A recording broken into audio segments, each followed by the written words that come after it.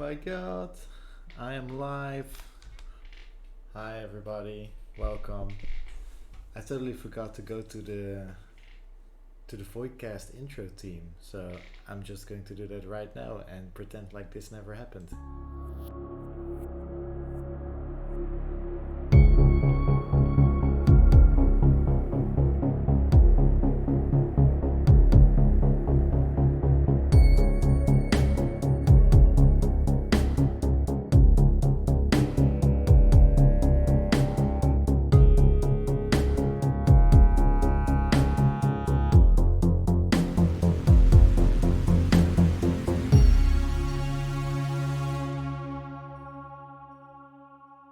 Hi, welcome guys to this very first episode of Parallel Projections.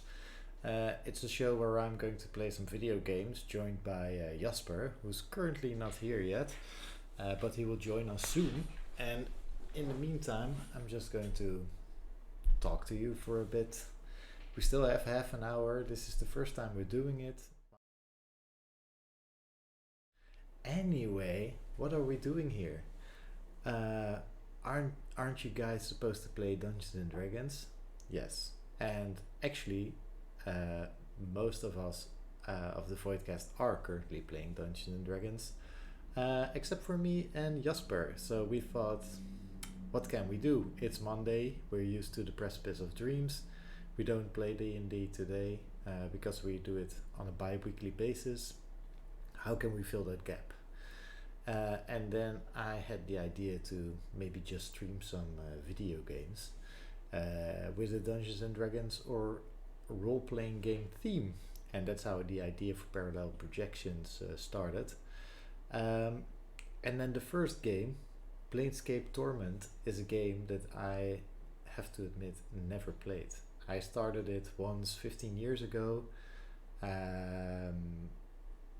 Literally only seen the title screen and the first 5 minutes of the game 15 years ago. Of course, I saw the title screen now because I had to test everything, see if it was still running. We're playing the enhanced edition, but the game is actually Jasper and Roger's favorite game on the entire planet, so I just had to play it. Also, Jasper is quite well versed in all the lore of Planescape, so he'll be joining me and be like a spirit guide or an encyclopedia or a walking library, however you want to call it, and he's going to inform me on all the things that I have to know about Planescape while I'm playing the game. We have no idea how it's going to work. Probably we're going to get stuck on character creation this first episode and talk about that and get everything to work.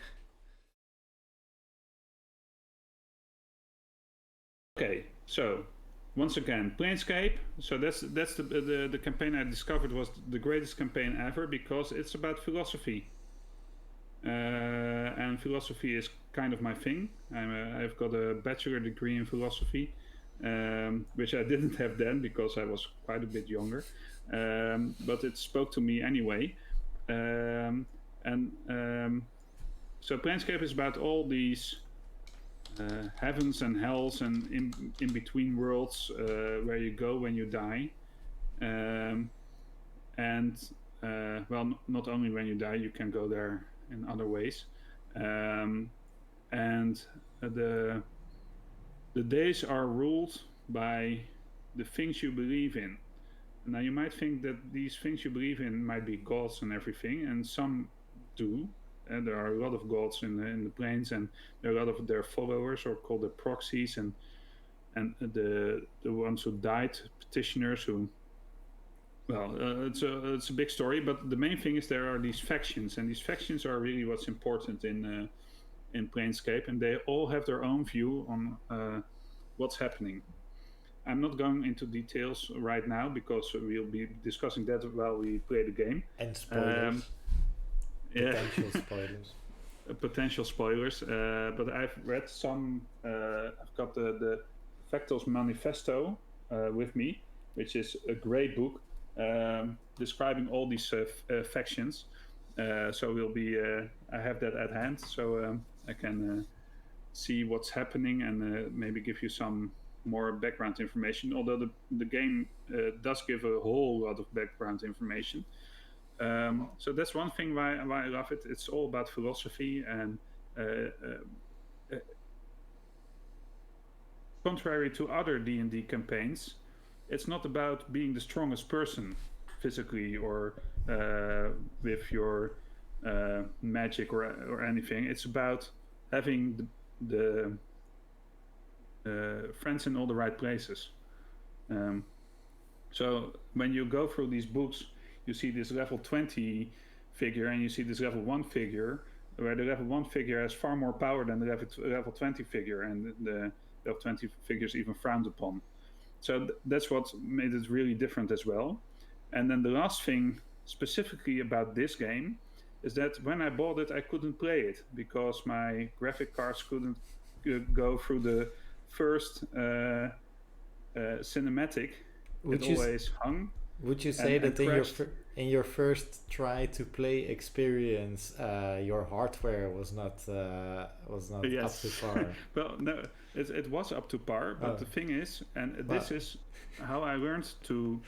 This was before I had internet on my computer, so I did it all by myself. I don't know how I did it, but I really went in the DOS prompt and all that stuff just to see what I could tweak to make it work. And at one point, I tweaked the right thing, the cinematic went through, and I was literally crying at the start of the game. I went down, I rushed into my father's office, and crying and feeling so happy. And then he was there with some customer who saw this long-haired son coming rushing in and thought, what the hell is happening? And I could just say to myself, it's working, and then I rushed back up and started to play the game. So that's my emotional start with this game, next to the thing that I didn't even know that it was made.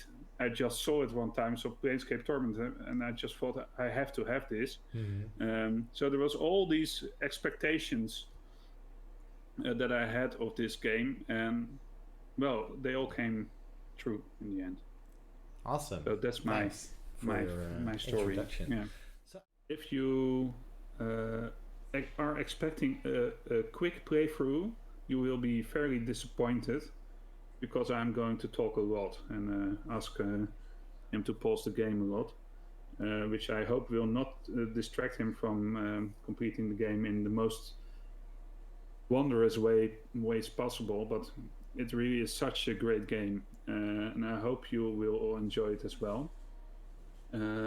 Michel is on track on having the experience as you, only the crying part is missing. Yeah, well, that's his fault. He is older. He of a small number, and even in our circle of friends, I think we all played Baldur's Gate, and this came out not that long after Baldur's Gate, I think, but almost none of us played Planescape Torment, even though Roger and I were saying this is the greatest RPG ever, and the ending is whoa, which we'll come to in the end, of course. All right. I've created a sort of intro, so I'm going to start that right now. Okay. Roll the intro.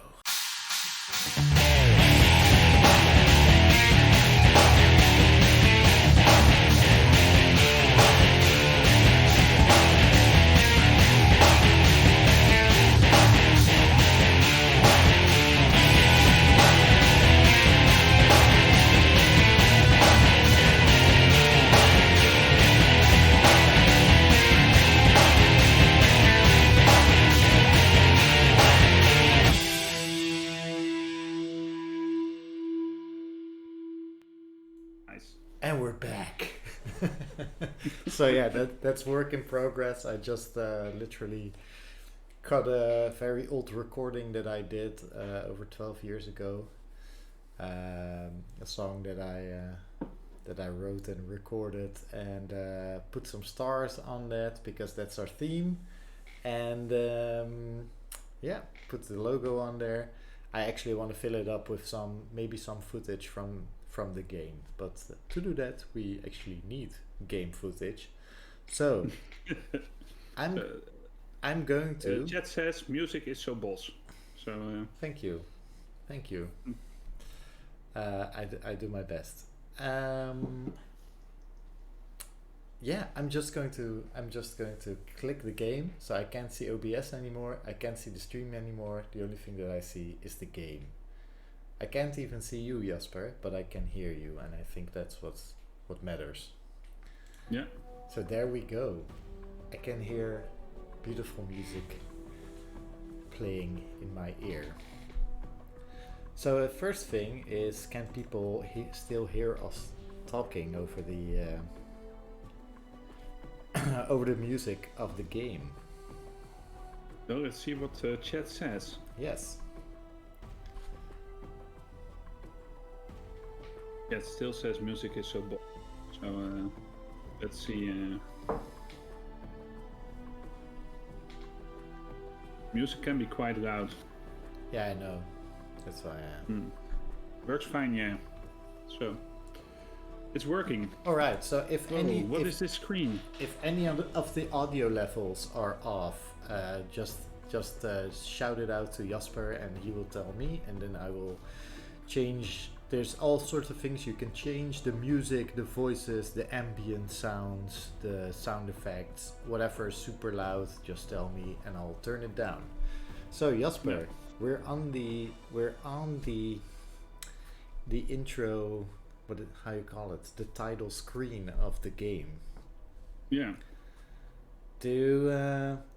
Does this? So we're playing the enhanced edition, which you didn't have back when you played it. Which is great because there were some bugs in the original version. Okay. Which happened in between CDs, switching CDs. So I'm hoping those won't be in here. So besides saying enhanced edition underneath the logo of Torment, has anything changed? Is this a different? I can't remember that, okay. But I think it looked quite a bit like this one. Might have a bit of a higher resolution, I don't know. But this is what it looked like. Right. This strange coppery wiring with, of course, the logo of the Lady of Pain in the center. Of course. Which is an entirely different story. I'm assuming we'll get to that. Yes, we'll be getting to that. I just wanna quickly point out that I really like that they tell me new life for playing a new game, the abyss for quitting the game, and alter senses to change the settings of the game. I thought that was really nice. So I'll just. It gets the blood stirring. Here we go, man. Already. I'm starting. Here we go. I'm starting a new life. Yeah. Woo! Character creation. So here's, I guess, where will be the next hour. Yes, I think so too. New life, character generation. This is the character generation screen. Modify your statistics by clicking on the plus and minus buttons for each statistic. Move the cursor over each statistic for a description of its purpose. Okay. Yeah. So this is where my first disappointment came in. Yeah. Because later I shouldn't have seen as a disappointment, but it doesn't matter. Because it was only 21. Where are my classes? Where are my classes? Where is everything? What's happening? Why am I seeing a nameless one name? And where can I tweak my character? What's happening? This is not D&D. This is just some pre-scripted thingy, or I didn't know what to make of this. But well, this is my first impression. I should have asked your first impression first. Sorry. Yeah. But we're learning here, Jasper. Yeah, we're learning. I think the audience has already realized that we are failing our way through this first episode, but we're still going to enjoy it, have a great time, and make it entertaining, hopefully. Yeah. So what's your first impression when you see this? My first impression. So, before you arrived, I already told the audience that I have started the game 15 years ago and actually saw like the first maybe minute of the game, then had to stop for some reason and never picked it up again. And I think a big part of that was the same thing. I was used to making my own characters, choosing my own classes. Later I learned that it's all part of the whole thing, I guess. But for now, like, I don't even know that I can't. Maybe I can choose a class afterwards. That's what I would think. Yeah, that's true. Yeah. So yeah, this just ability scores, man. We know this. You can start with rolling your ability scores. We don't have to roll. We can buy 21, maybe a bit on the lower side. But then again, we already start with 20 hit points. So yeah, that's high. Yeah. All right. So shall I? Hoover over those thingies. Alright, I will. Strength. This ability score represents your raw strength. A high strength allows you to carry more weight and makes your melee attacks more accurate and damaging. Your strength is average. Wisdom. This ability score represents your intuition, common sense and willpower. A high wisdom helps you recall memories and give you a bonus to experience points. Your wisdom is average. Constitution. This ability score represents your physique, hardiness and state of health. A high constitution gives you more hit points and in the Nameless One's case, a faster regeneration rate as well. Your constitution is average. Average. Charisma. This ability score represents your persuasiveness, personal magnetism and ability to lead. The higher your charisma, the more favorably others will react towards you. Your charisma is average. Dexterity. This ability score represents your agility, reflexes and hand-eye coordination. A high dexterity makes you harder to hit and aids your thief skills. Your dexterity is average. Average. Intelligence. This ability score represents your memory, reasoning and deductive skills. A high intelligence helps you regain memories faster, gives you more dialogue options and aids you in mage skills. Your intelligence is average. Okay, so already I see some interesting things that I like in my games. Usually when I play RPGs or isometric RPGs or Dungeons and Dragons games. So I am myself immediately drawn to the triangle of intelligence, charisma and con, maybe. So if I were to, how shall we do this? Shall I just do what I maybe would do and then you comment on it, or yes, let's do that. Okay. So can I get this high? Above average, exceptional. You see, that's what I like. So if we get our scores to 15, that's exceptional then. And I already have no points left, so that's good. Free, you have 3 character points, right? Yeah, I know. So this, to bring this to, yeah, don't care about strength. Can you drop them? I don't remember. Can you drop them below average or not? Can you drop? No. No. They are average. So at maybe is above average. Above average. Yeah, just maybe, yeah, makes you harder to hit. I don't know, man. I'm hoping to avoid close combat, maybe. Well, if you avoid close combat, then why did you choose Dex and Con? I just want the hit points, man. I'm choosing intelligence and charisma. So okay. I'm just asking, so I'm not telling you if it's wrong or right. Genius! Oh wow. Okay, wait.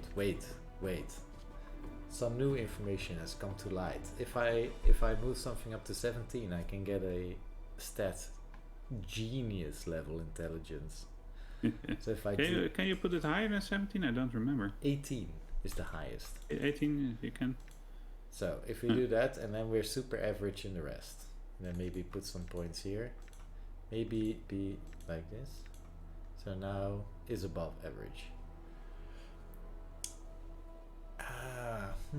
Common sense, willpower. Recall memories and give you bonus to experience points. That's awesome. So maybe we do it like this. Then we go for the full on the triangle of our psychological, mental prowess instead of our physical prowess. What do you think of this, Jasper? I think it's great. So, what really makes the difference between this RPG and other RPGs is that everything matters. But the funny thing is, everything mentally matters more than physically. Well, I think. Okay, so this is where I don't know in how many ways this game can be played. I've never watched another Let's Play. I've just have my own experience, and I have the experience of Roger somewhat. We did quite a lot of things the same way, but we had a different experience at the same time, so that was pretty funny. Mm-hmm. Now, if you look at wisdom and intelligence, and it says things, it tells you things about memories. Yes. So those things trigger me. Those are story elements you don't get from strength or dexterity. Yeah, regain memories faster and help you recall. And you have to remember that you will be in a party, so you can choose to not be the main tank or anything. So I usually, it sort of depends on what the game is that I'm going to play, but if I know that there is a party game and I know that you start out meeting an NPC character that's sort of a tank, I usually go for a more mage, clerk, or for mage classes. If I'm unsure, I usually go for clerk classes, because you can equip clerks usually with some weapons and armor to also be strong when you get attacked. But okay. I think that what you really have to think about is what kind of experience do you want in this game, because you can do the dumped down thing and just go through it like some bulldozer. You know, I'm usually all about doing the dumbed down thing and going through stuff like a bulldozer, but I want to experience this game, and I think to experience the game, we have to dive into the mental aspects. Yeah. So then I would do it kind of like this. Yes. What would you do then? Tell me. I don't know. I feel that every choice you make, you will lose some options in this game. So it's hard. Yeah. But what I do know is that some things will give you bonuses later on. So even you will get an experience out of everything you choose. So what would you advise me then now? I think I would drop intelligence a bit lower and do wisdom a bit higher. I put it to 17 and I don't know. It's so hard. But so for me as a D&D player, I would go like, do we want to be the mage or do we want to be the clerk? So intelligence or wisdom. If you look at it like that. So now we're a mage. But here I will think, do you want to regain memories faster, or do you want to have more options? I think that's how you have to look at this game. And don't think in those archetypical... Yeah, but intelligence gives you more dialogue options, which is something that I really like, which is what drew me to intelligence, because I hate it when there's only 2 options and you notice that there could have been 3 other options if this or that skill was high enough. Yeah. Sometimes games you won't be seeing you. them here, but that's the thing about this game. It's 2nd edition Dungeons and Dragons. Yeah. So we don't have the 3rd edition or 5th edition skills that will allow you to roll to see what an effect is. So it's really the height of the ability score that gives you the progress. Yeah. So I'm all about those conversations, man. I have high charisma. I want. I think that I would have dropped intelligence 1 point, charisma 1 point, and put 2 points extra in wisdom. That's how I would have done it.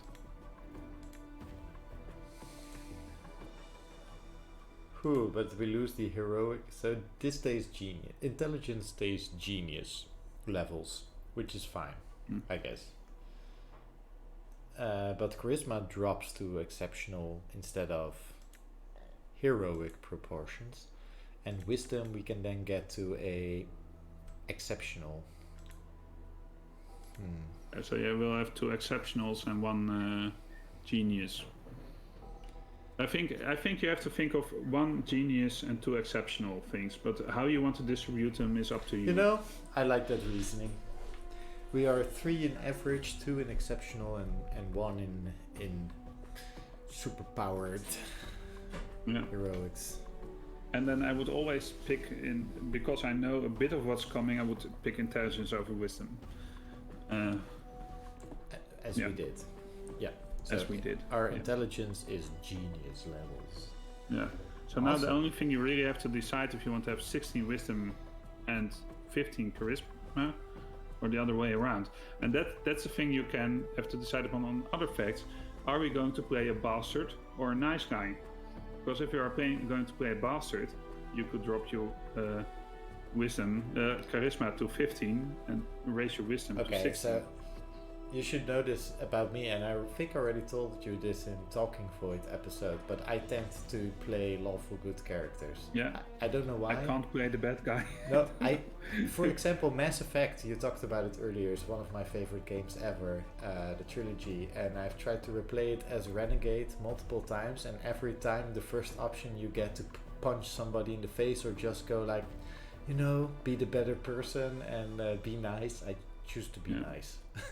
Yes, I can't do it. I have the same flaw. I can't do it. I even started this game out by I really wanted to play an evil bastard. I'm assuring you have the options in this game to play an evil bastard. I know this, and I still couldn't do it. I went for almost exactly the same experience, and I was still awed at what happened to me. But then I have the same thing with Mass Effect, because I loved my first experience with Mass Effect so much. Every replay that I did, I just wanted to relive that experience. So making the same choices again was part of it. And the same thing goes for the Banner Saga, another one of my favorite games ever made. Every replay I did of the Banner Saga, I just made the same choices again.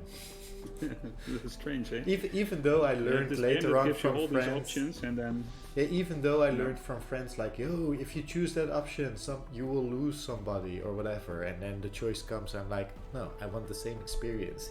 That guy is supposed to be not there anymore. All right, I'm ready to accept. Donker Up says Wimpy Mage, which is, I think, what we Fair made. enough. Yeah. Yeah. I guess we're going for that. He doesn't look like a mage to me at the moment, but he looks like a guy who. He looks like quite there. He looks like a dead barbarian, an undead fighter. Yeah. So, all right. But I can tell you a bit more about that later on, but I will not do that right now. That's.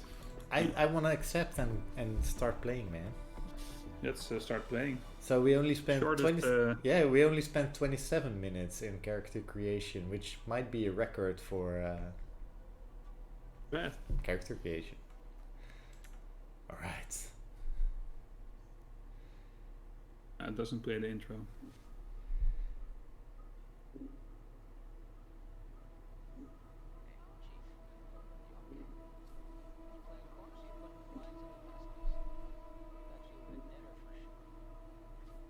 Ooh, okay, so there's 2 things that I'm going to do. Put up the sound, the voices. Yeah, but I don't know if pressing escape doesn't work. I think you have to get through this conversation first. Hey Chief, are you okay? You playing corpse or are you putting the blinds on the dusties? I thought you were deader for sure. Huh? Oh, there's all kinds of things in that sentence, but okay. Well, what? What do you want to talk about? Yeah, well, so when I read this sentence, I got goosebumps again because they got the Planescape slang right. Okay. Which is a very daring thing to do in a video game, where you have a lot of text to get through, and then even incorporate these slang words there that are not quite normal. So you have this market, this worldwide market, where you can publish your game, and you make the English language, which isn't native to all of us, even harder to understand. Now, we won't have any problems understanding this, but there are a couple of playing corpse. Well, okay, that's quite simple. But putting the blinds on the dusties, well, I don't know who the can be I don't know who off-putting the or I don't know who really the Dusties exciting. are. I don't know who the Dusties are. I thought you were a Deader for sure. Well, Deader sounds pretty plain, but it is not. No, but I'm assuming that's a word that I don't know. And then putting the blinds on the Dusties. I don't know the Dusties, but they are probably a family or a faction or something else because it's written with a capital. Putting the blinds on is trying to mocking deceive them, trying to deceive them. Yeah. Who am I? How about you start? Who are you? Ooh, are we going to be snazzy or are we? No, I would. You see, here we go. Here we have the option to immediately go like, ho, what?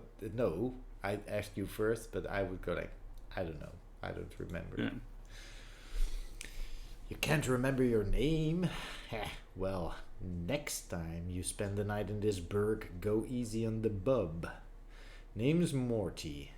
Morte? Mort? Mor. El Mort. Muerte. I don't know. Do you know? How would you pronounce the name? Morte. I just said Morte every time. Morte. That's I think that's probably a Dutch pronunciation more. I'm trapped in here too. Trapped? Yeah, since you haven't had time to get your legs yet, here's the chant. I've tried all the doors and this room is locked tighter than a chastity belt. I like them already. Yeah, it's fantastic. We're locked in? Where? What is this place? It's called the mortuary. It's a big black structure with all the architectural charm of a pregnant spider. The mortuary? What? Am I dead? Not from where I'm standing. You got scars aplenty though. Looks like some Burke painted you with a knife. All the more reason to give this place the laugh before whoever carved you up comes back to finish the job. Scars? How bad are they? I don't know. I like the English accent. The voices will change. Well, the carvings on your chest aren't too bad, but the ones on your back. Morty pauses. Say, looks like you got a whole tattoo gallery on your back, Chief. Spells out something. Tattoos on my back? What do they say? Hey, looks like you come with directions. Morty clears his throat. Let's see. It starts with, I know you feel like you've been drinking a few kegs of Styx wash, but you need to center yourself. Among your possessions is a journal that'll shed some light on the dark of the matter. Ferret can fill you in on the rest of the chant, if he's not in the dead book already. Ferret? Does it say anything else? Yeah, there's a bit more. Mort pauses. Let's see, it goes on. Don't lose the journal, we'll be up in the sticks again. And whatever you do, do not tell anyone who you are or what happens to you. Or they'll put you on a quick pilgrimage into the crematorium. Do what I tell you. Read the journal, then find Ferald. No wonder my back hurts. There's a damn novel written there. As for the journal I'm supposed to have with me, was there one with me while I was lying there? No, you were stripped to the skins when you arrived here. Besides, looks like you got enough of a journal pen on your body. What of Ferrod? Do you know him? Nobody I know, but then again, I don't know many people. Still, some Burks got to know where to find Ferrod. Once we get out of here, that is. How do we get out of here? Well, all the doors are locked, so we'll need the key. Chances are one of the walking corpses in this room has it. Walking corpses? Oh, literally the response. I hadn't read it yet. Okay, that was fun. Yeah, the mortuary keepers use dead bodies as cheap labor. The corpses are dumb as stones, but they're harmless and won't attack you unless you attack first. Ooh, options. Is there some other way? I don't want to kill them just for a key. So I should attack one of these corpses and loot it for the key. So here, Jasper, I think it's important that we get into maybe the thing a bit with Planescape. Because as I told you before, I tend to play good guys. So if dead people or walking corpses are a normal, regular thing that you can recover from, then I might go for the first option. Otherwise, I would just go for the second option. Well, so yeah, well, I will not go in too deep at this moment. I will tell you something more about these walking corpses and what it means that they are walking here, because it's pretty funny, or sinister, or however you want to call it. Mm-hmm. But in general, the same rules apply here as in normal life. So. All right. So I should just attack one of these corpses. Okay, but they are said to be harmless, right? So they are cheap labor. So that means that they have no ill intentions, so to say. Yeah, but they are. Okay, so I should maybe I have a different opinion of what is normal. Yeah, you're focusing on the harmless aspect. I'm focusing on that they're just walking corpses. Okay, they are no, harmless. They have no emotion, so, or they are cheap labor. Just, cheap labor. Yeah, cheap labor. So they have no emotions. They just do what they're told. Yeah, but. Yeah. And probably not much of a soul there or anything, sort of, maybe. No, well, if you would ask a Dusty, he would tell you they are further towards the true dead than they are themselves. So that's a spoiler thingy. But let's just. Now you made me rethink my choice. It is a Dungeons and Dragons game. I want to see some combat. So. Well, you will be seeing some combat, but you also chose the intelligent version to play. Okay, so. You're right. Is there some other way? I don't want to kill them just for a key. What? You think it's going to hurt their feelings? They're dead. But if you want a bright side to this, if you kill them, at least they'll have a rest before keepers raise them up to work again. Well, alright, I'll take one of them down and get the key. Well, before you do that, arm yourself first. I think there's a scalpel on one of these shelves around here. Note. Do you want to read the notes? I'm reading everything. Maybe you want to read something too. So you give me the notes. I don't know. No, yeah, I mean... Note, search the shelves in the room for a weapon to attack the zombies with. When you find one, go to the inventory screen, the backpack button on the lower left, and arm yourself. If you wish to examine any items you find, right-click on them in the inventory screen. I think this is boring to read. Yeah, I know. Yeah. When something comes up, just do it. Just kick it in. Yeah. Alright, I'll look for one.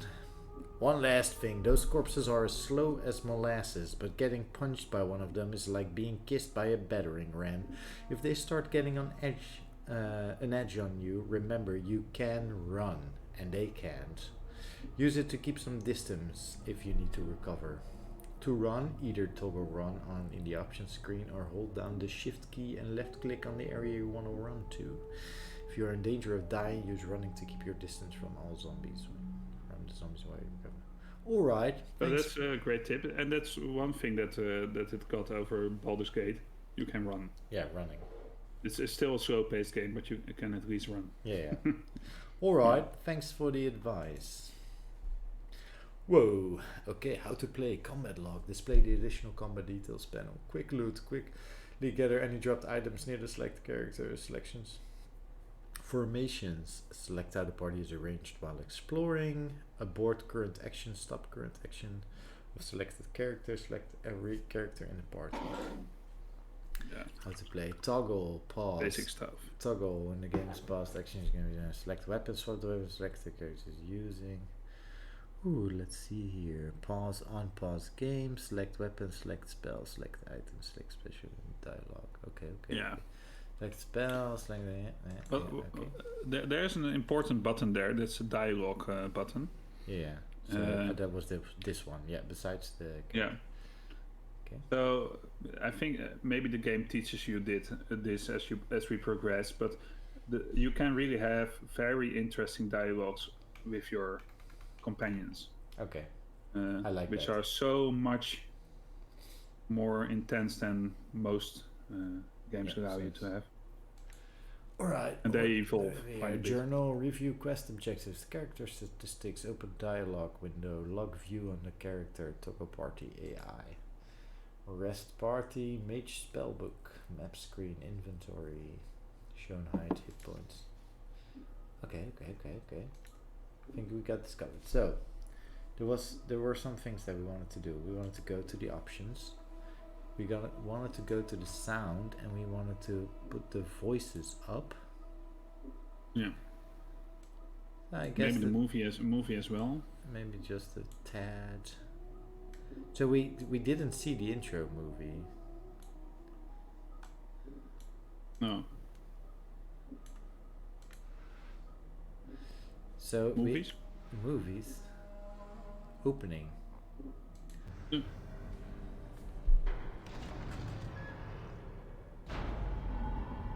Oh my god. We're already caught in a time loop. Yeah. I was just standing and now I'm being... There you see some of that cheap labor. Yeah, cheap labor. And myself in all my undead looking glory.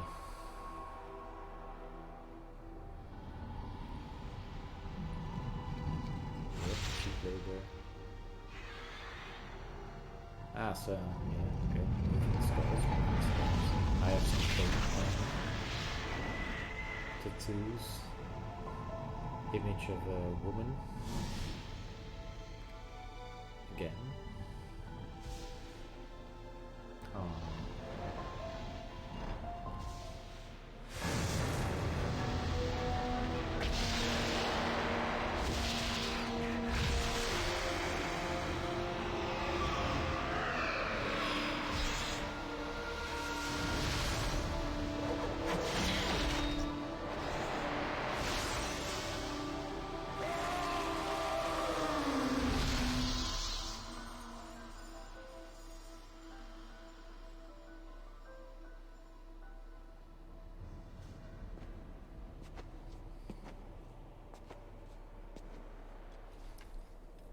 Okay.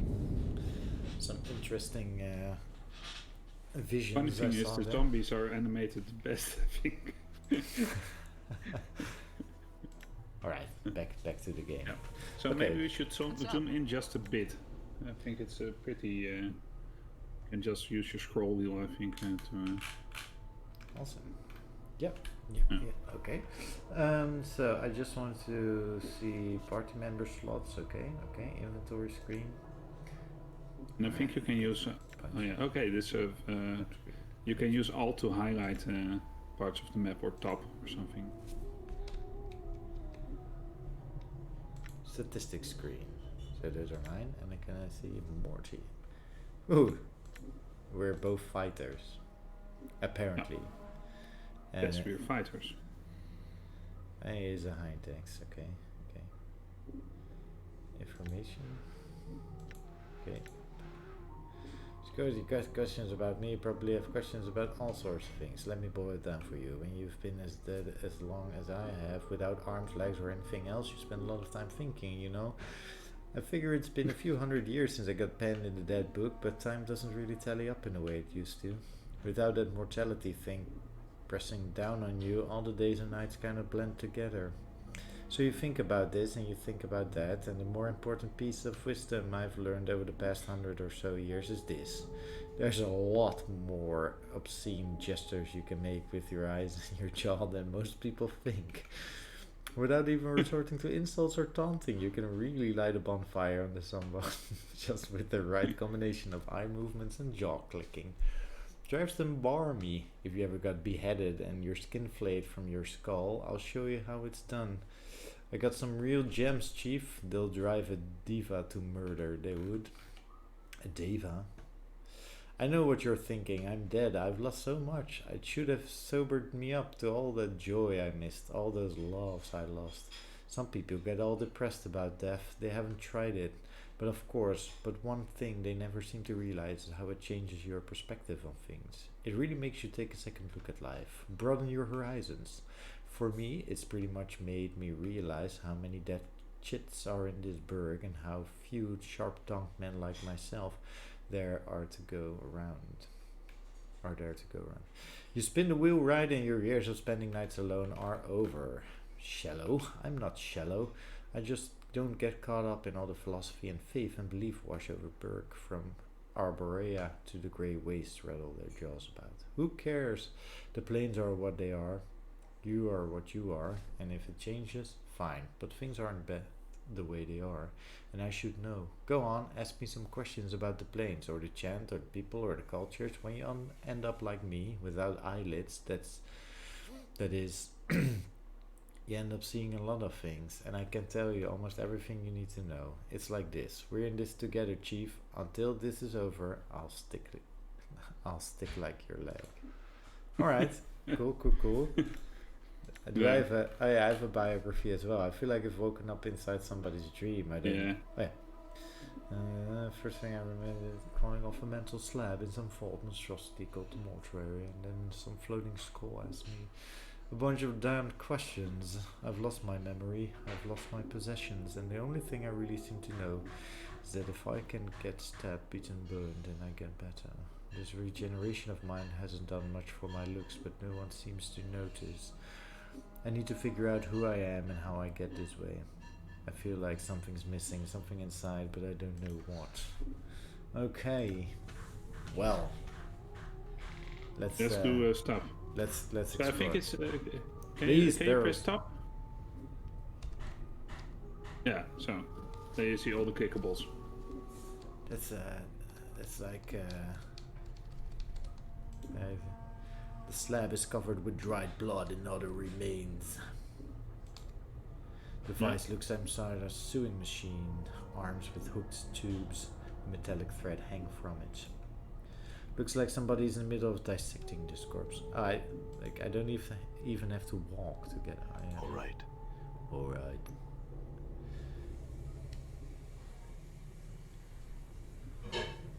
And now I would recommend getting a scalpel. Yeah. I'm not going to attack them without something. But and the other thing is, there it is. I think. Awesome. Yeah. Okay, done. And the other thing is, you don't have to attack. You can just look at stuff before they're quite peaceful. Yeah. Alright, you found the scalpel. Now go get one of those corpses, and don't worry, I'll stay back and provide valuable tactical advice. Alright. Time to introduce these corpses to the second death den. Although you can attack by selecting a weapon from the quick menu, pressing the A key also toggles the attack cursor. Let's go. Well, first, let's go to the inventory screen. And can I do that? Woohoo! Got a scalpel now. But actually, I don't know how you do games, but I feel like I need to explore these things as well. The door is locked. Okay, we knew that. So what does this have? I think the same. Yeah. Bandages, man. We don't know if it's like maybe do a quick save. If it's like World of Warcraft, we can. I'm doing a quick save after we walked around a bit and checked some of these. All right. So here's another gate. Yeah. Okay, the door is also locked. You need a key. Cool. Alright, so now we're here. Morty is there. Can I move Morty around as well? Good as done. Awesome. Okay. I'm just going to call him Morty because he's my sidekick. Right. Sort of a Marty or Morty from Rick and Morty. I like it. Just call him Morty. Okay, so here we are. You said I could just... Should I just attack one of those suckers? Just look at him first. There's so much to explore just by looking at stuff first. Wait, right. Oh yeah, it's okay. Something is in here. No, nothing. Okay. How can I look at it? I think if you just click it, you get a green cursor. Yeah. Zombie worker. The shambling corpse looks like it has been dead for several years. The skin along its forehead is peeled back, revealing its chalk white skull. Somebody has chiseled the number 569 into the exposed bone.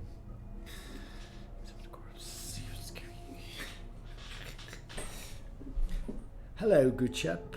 I'm looking for a key. Do you happen to have one? Chief, they can't hear you, alright? They're dead. But you're dead, and you're talking to me. Yeah, but I am special. Death couldn't kill me, my zest for life. These corpses here, Morty rolls his eyes, they probably didn't have much personality to begin with. I see. Look, Chief, watching you try to swap the chant with these corpses isn't doing much for my morale. Let's leave the corpse talk for the bar meet, alright? Alright, then let's go. Now investigate it. Investigate it. What? Investigate what? Investigate the corpse. The corpse. That was one of the options. Oh, really? Examine the corpse. Yeah, examine the corpse. See if it has a key. The corpse doesn't appear to be carrying a key, and it doesn't look like it would be able to use one if it did. Its fingers are broken, and somebody smashed them with a hammer. You do happen to notice that its left shoulder is heavily bandaged. The bandages might be usable if the corpse were disposed of first. Nah. Guess you don't have it. Yeah, no, which leave the corpse in peace. So, this is... Every corpse is different in this hello mortuary. Yeah. Which is pretty funny because they're just called zombie workers, but every zombie is unique. Yeah, this corpse has its own story. Lolls back and forth on its shoulders, judging from the angle of the neck. It looked like this man may have been hanged. The number is 825. Has been pointed. Examine the corpse, see if it's carrying a key.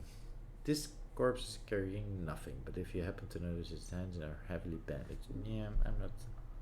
Yeah. Leave him in peace. Bloody cloth covers the remains of this corpse. The stench rises from the bone. Done. Unbearable. Corpse stops and stares blankly at you. As you approach, number 72 is carved in its forehead, and his lips have been stitched closed. A faint smell from formaldehyde emanates from the body. Examine the corpse. This corpse looks like the one with the key. It's holding it tightly in its left hand, its thumb and forefinger locked around it in a death grip. It looks like you'll need to hack the corpse's hand off to free the key. Yeah, so nothing to be done about that. I'll need the key, corpse. Shwabam! Damage 2. Shwabam! Die. Ooh, that's aggressive. Die. Get the key. Okay. Done. Yes. Right. Morty! Morty, I got the key, Morty! Now, do we have the key to this door or to this door? Or does it work on both doors? There's a third door even, so lots of doors. Is there a third door? Yeah, to the left. There. Oh yeah, this one. Okay. I think you have not investigated the left lower thingy that lights up when you press top. This one? Yeah, that one. I'm a bit of a completionist, but... Yeah, please tell me if I need to do anything. Oh, yeah, okay. There's one other rule we have to follow. Yeah. Yeah, if your inventory gets full, you have to rearrange it. Because I can't stand messy inventories. Cool. That's cool. Alright, I'm just going to first try this door, because good friend of mine, and yours, actually as well, Sure, why not? had us adapt the rule that when in doubt, you always go left. All right. But technically, you're going right now. And it's true, but on the On the map, it isn't. okay. Psst, some advice, Chief. I'd keep it quiet from here on. No need to put any more corpses in that book than necessary, especially the femmes. Plus, killing them might draw the caretakers here. I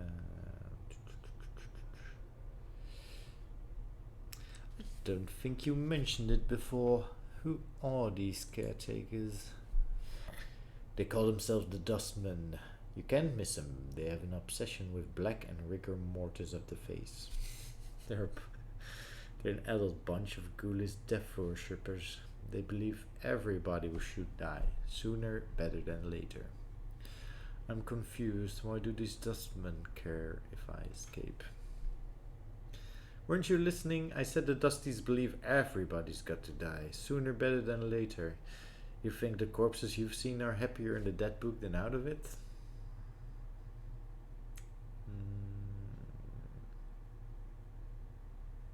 Okay, the corpses I've seen here. Where did they all come from? Before you said something about making sure I did. I'm just already assuming that's his pervy brain. I don't know. Maybe there's a deeper thing to it, but let's first just ask these questions. The corpses I've seen here, where did they all come from? Death visits the plains every day, Chief. These shamblers are all that's left of the poor sods who sold their bodies to the caretakers after death. Okay, well, I guess this will take me back to the thing about the Dustmen. Before you said something about making sure I didn't kill any of the female corpses, why? But are you serious? Look, Chief, these dead chits are the last chance for a couple of hardy bashers like us. We need to be chivalrous. No hacking them up for keys, no lopping their limbs off, things like that. Last chance? What are you talking about?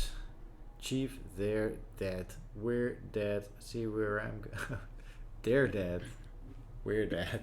See where I'm going? Huh? No, I actually don't. Chief, we already got an opening line with these limping ladies. We've all died at least once. Well, something to talk about. They'll appreciate men with our kind of death experience. Wait, didn't you say before that I'm not dead? Great escape. Great escape. Well, alright, you might not be dead, but I am dead. And from where I'm standing, I wouldn't mind sharing a coffin with some of these fine, sinewy cadavers I see here. Morty starts clacking his teeth, as if in anticipation. Of course, these caretakers would have to part with them first, and that's not likely. Did we already ask where these corpses come from? I can't remember. Oh yeah, okay, we already. Okay, alright, I'll try to remember that. Look, Chief, it's obvious you're a little... Okay, that sets the tone quite a bit, I think. Sorry? That sets the tone quite Yeah, a bit. look, Chief, it's obvious you're still a little adult after your kiss with death, so I got 2 bits of advice for you. 1, if you got questions, ask me, alright? To speak to a party member, select the talk option from the quick menu, then lift play. Okay. Alright. If I have any questions, I'll ask you. 2nd, if you're half as forgetful as you seem to be, start writing stuff down. Whenever you come across something that might be important, jot it down so you don't forget. And that's why I have Jasper with me. If I had that journal I was supposed to have with me, I'd do that. Start a new one then, Chief. No loss. There's plenty of parchment and ink around here to last you. Alright. Couldn't hurt. I'll make a new one then. Use it to keep track of your movements. If you ever start to get cloudy on important things like who you are, or more importantly, who I am, use it to refresh your memory. Okay, I have a journal. So it's basically a tutorial. Yeah, so it's just a journal button in the end. Alright, I got it. Let's go. Updated my journal. Updated my journal. I talk. Like his voice. Yeah, I should just do the voice like that then. So I feel like I should go back and open all the other doors. Yeah, you could try that. Funny thing is, we have like 8 people in chat. It's amazing. That's actually quite cool. And nobody's saying anything, right? I'm not missing it. The door is locked. No, you're not missing anything. I'll tell you everything they're saying. Wimpy Mage is still the last one. Okay. Okay. So I chose the correct door immediately. Yeah. Is what Go to the left is the right option. Yeah, we actually went to the right. So okay, we have Donkerrups says speechless here. Wait. But why are you speechless, Donkerrups? Journal screen. Okay, listen, Jasper. We have to decide now. When we want to adhere to the rule, always go left. Are we going for our visual left, or are we going for our characters left? Let's do the map left. It's easier to. Yeah, so our visual left side of the screen. But Donkerrups is overwhelmed by the darkness. Is it too dark? Is the screen too dark? Because no. It's the darkness of the game. Don't think it's a black screen. Okay, so let's. Or is it? No, I don't think so. Right, we did so well with the others. Come on. The shambling corpse gazes at you with vacant eyes. Her skin is paper thin, almost wispy. It's like somebody draped a sheet of cobwebs across her frame. The number is 594. Oh, the number 594 has been scratched onto her forehead with charcoal pencil. Yeah. Psst. You see the way she's looking at me, huh? You see that? The way she has been following the curve of my occipital bone. What are you talking about? What? Are you blind? She was scouting me out. It was shameless the way she wanted me. Okay, so before you go, it's good to pick on Morty.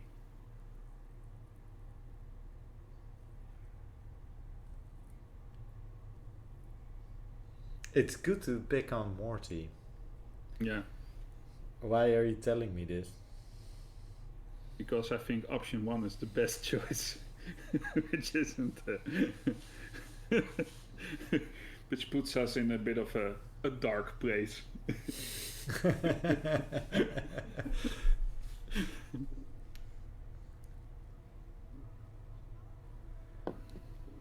Okay. I mean, I think that's the most funny thing to say. Yeah, I think this game knows that you are being funny instead of just being a perv. Yeah. Okay. No. Yeah, we're here to have fun, man. I'm just doing it. Be a Rick, he says. Wanted you to go away, maybe. She was obviously too distracted by me to pay attention to some stupid bobbing head with a big mouth. You? Yeah, right. Trust me, chits beyond the grave don't care about all that physicality, and I've got a body, and I'm all scarred and tough looking. They want guys with spirit. That's me, chief. You? Corpses like you are as common as copper. Whatever, Morty, let's go.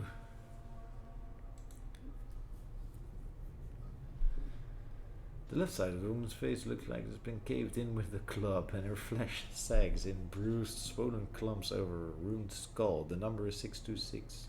The number 626. I don't know why I keep saying is.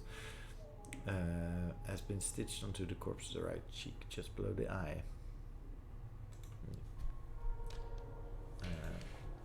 Bloodstain, rust. Okay. Nothing else. Nothing else to see here. So I've pulled up the.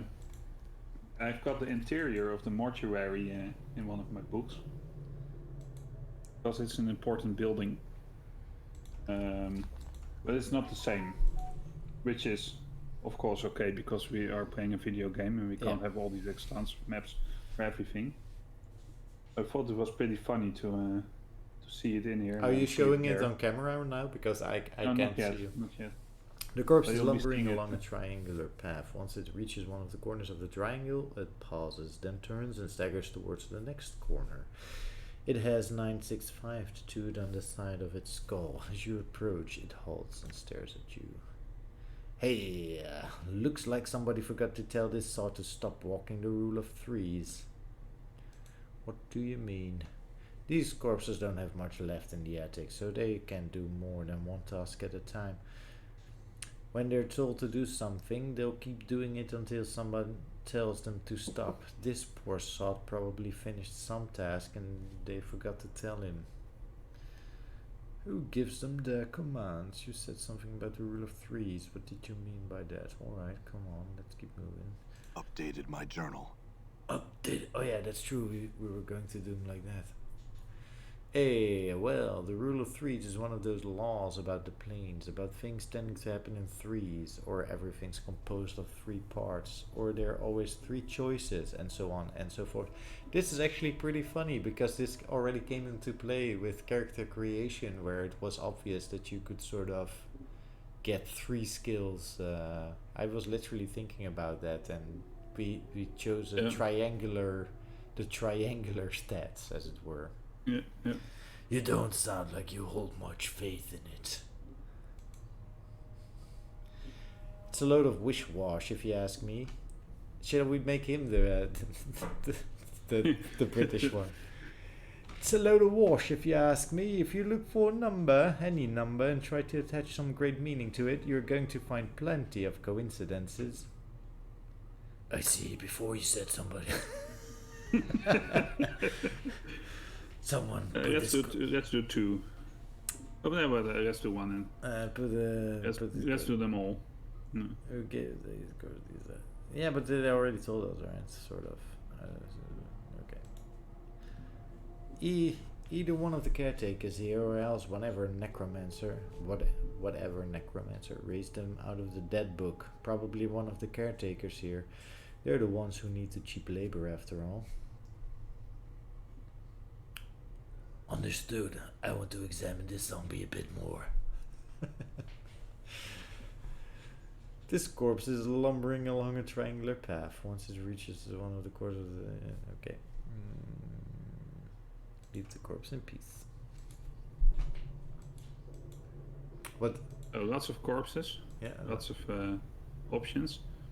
Oh. We'll be visiting some of these corpses again, I think. Yeah, we already talked to all of them, right? And there's no other... Yes, we... Okay. Door!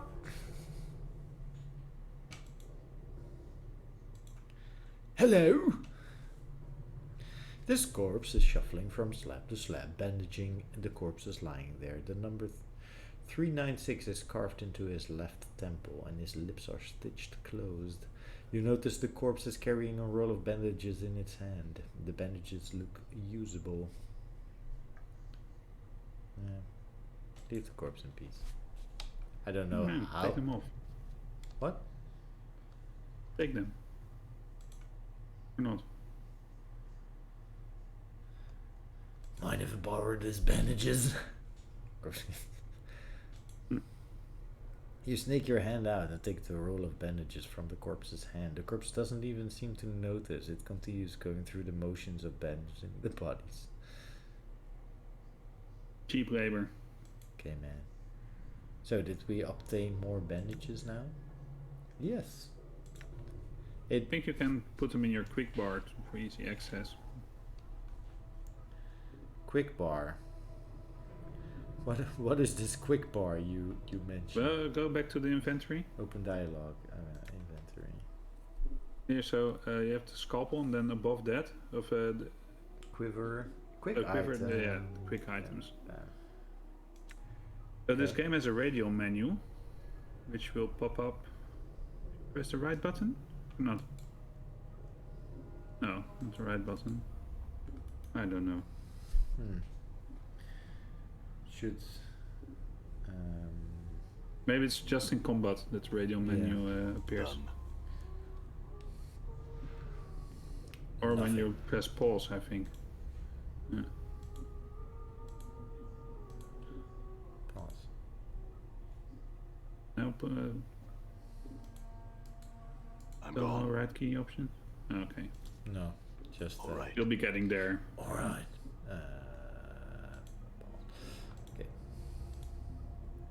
Okay. Okay. Very big book and a somebody. Let's just go through all these things. What's this? Receiving room logbook. Room logbook. Okay. Can I read this? Ah, nice. Receiving a room logbook. Wait, 2. This So, huge can logbook. can I ask chat something before I go? How's the pacing, guys? I mean, we we're know we super want slow. to do it this way, but how does it feel for you? They'll answer in chat, but you can continue now. But it's a question I wanted to ask. Yeah, because we know we're taking it super slow, and as we get more accustomed to doing this and reading and Way too fast. is that what they said? Yeah. Yeah, I can imagine. Yeah, well, it's a But as we 60-hour get more game accustomed to the get game, through. like Yeah. I'm looking for stuff now, trying to figure things out and trying to process everything, like how to run the stream, how to play the game, and there's a lot of information already being fired at us. So we're taking it slow. This first episode, it's going well as it is, I think. So, Yep. all right, this huge log book lists mortuary procedures in a typed script. All shells entering the mortuary are to be delivered to the receiving room and logged for the scribe on the duty before embalmed and or cremated. The records are to be checked to determine if the shell is one of the contracted, and if so, do not prepare the shell. Move the shell to one of the preparation rooms. Contact the scribe on duty and notify him that a contracted shell is to be raised. Be certain that a shell is thoroughly stripped of its possessions before being sent to the preparation rooms. The contracted workers are intended for simple manual labor and do not have the capacity to search and strip a shell. The faction is not responsible for any possessions lost or items stolen by the collectors who have brought the shells to the mortuary. The shell's possessions are to be stored in the receiving room until an initiate can be sent to claim them. Please catalog all possessions in the logbook. Following this list is thousands of entries of bodies that have been sent to the receiving room. As you flip through the rest of the book, however, you notice that the last page has been cut out. Damn it, that's the page that we were on. Yeah, probably. So where we come fist irons, copper commons,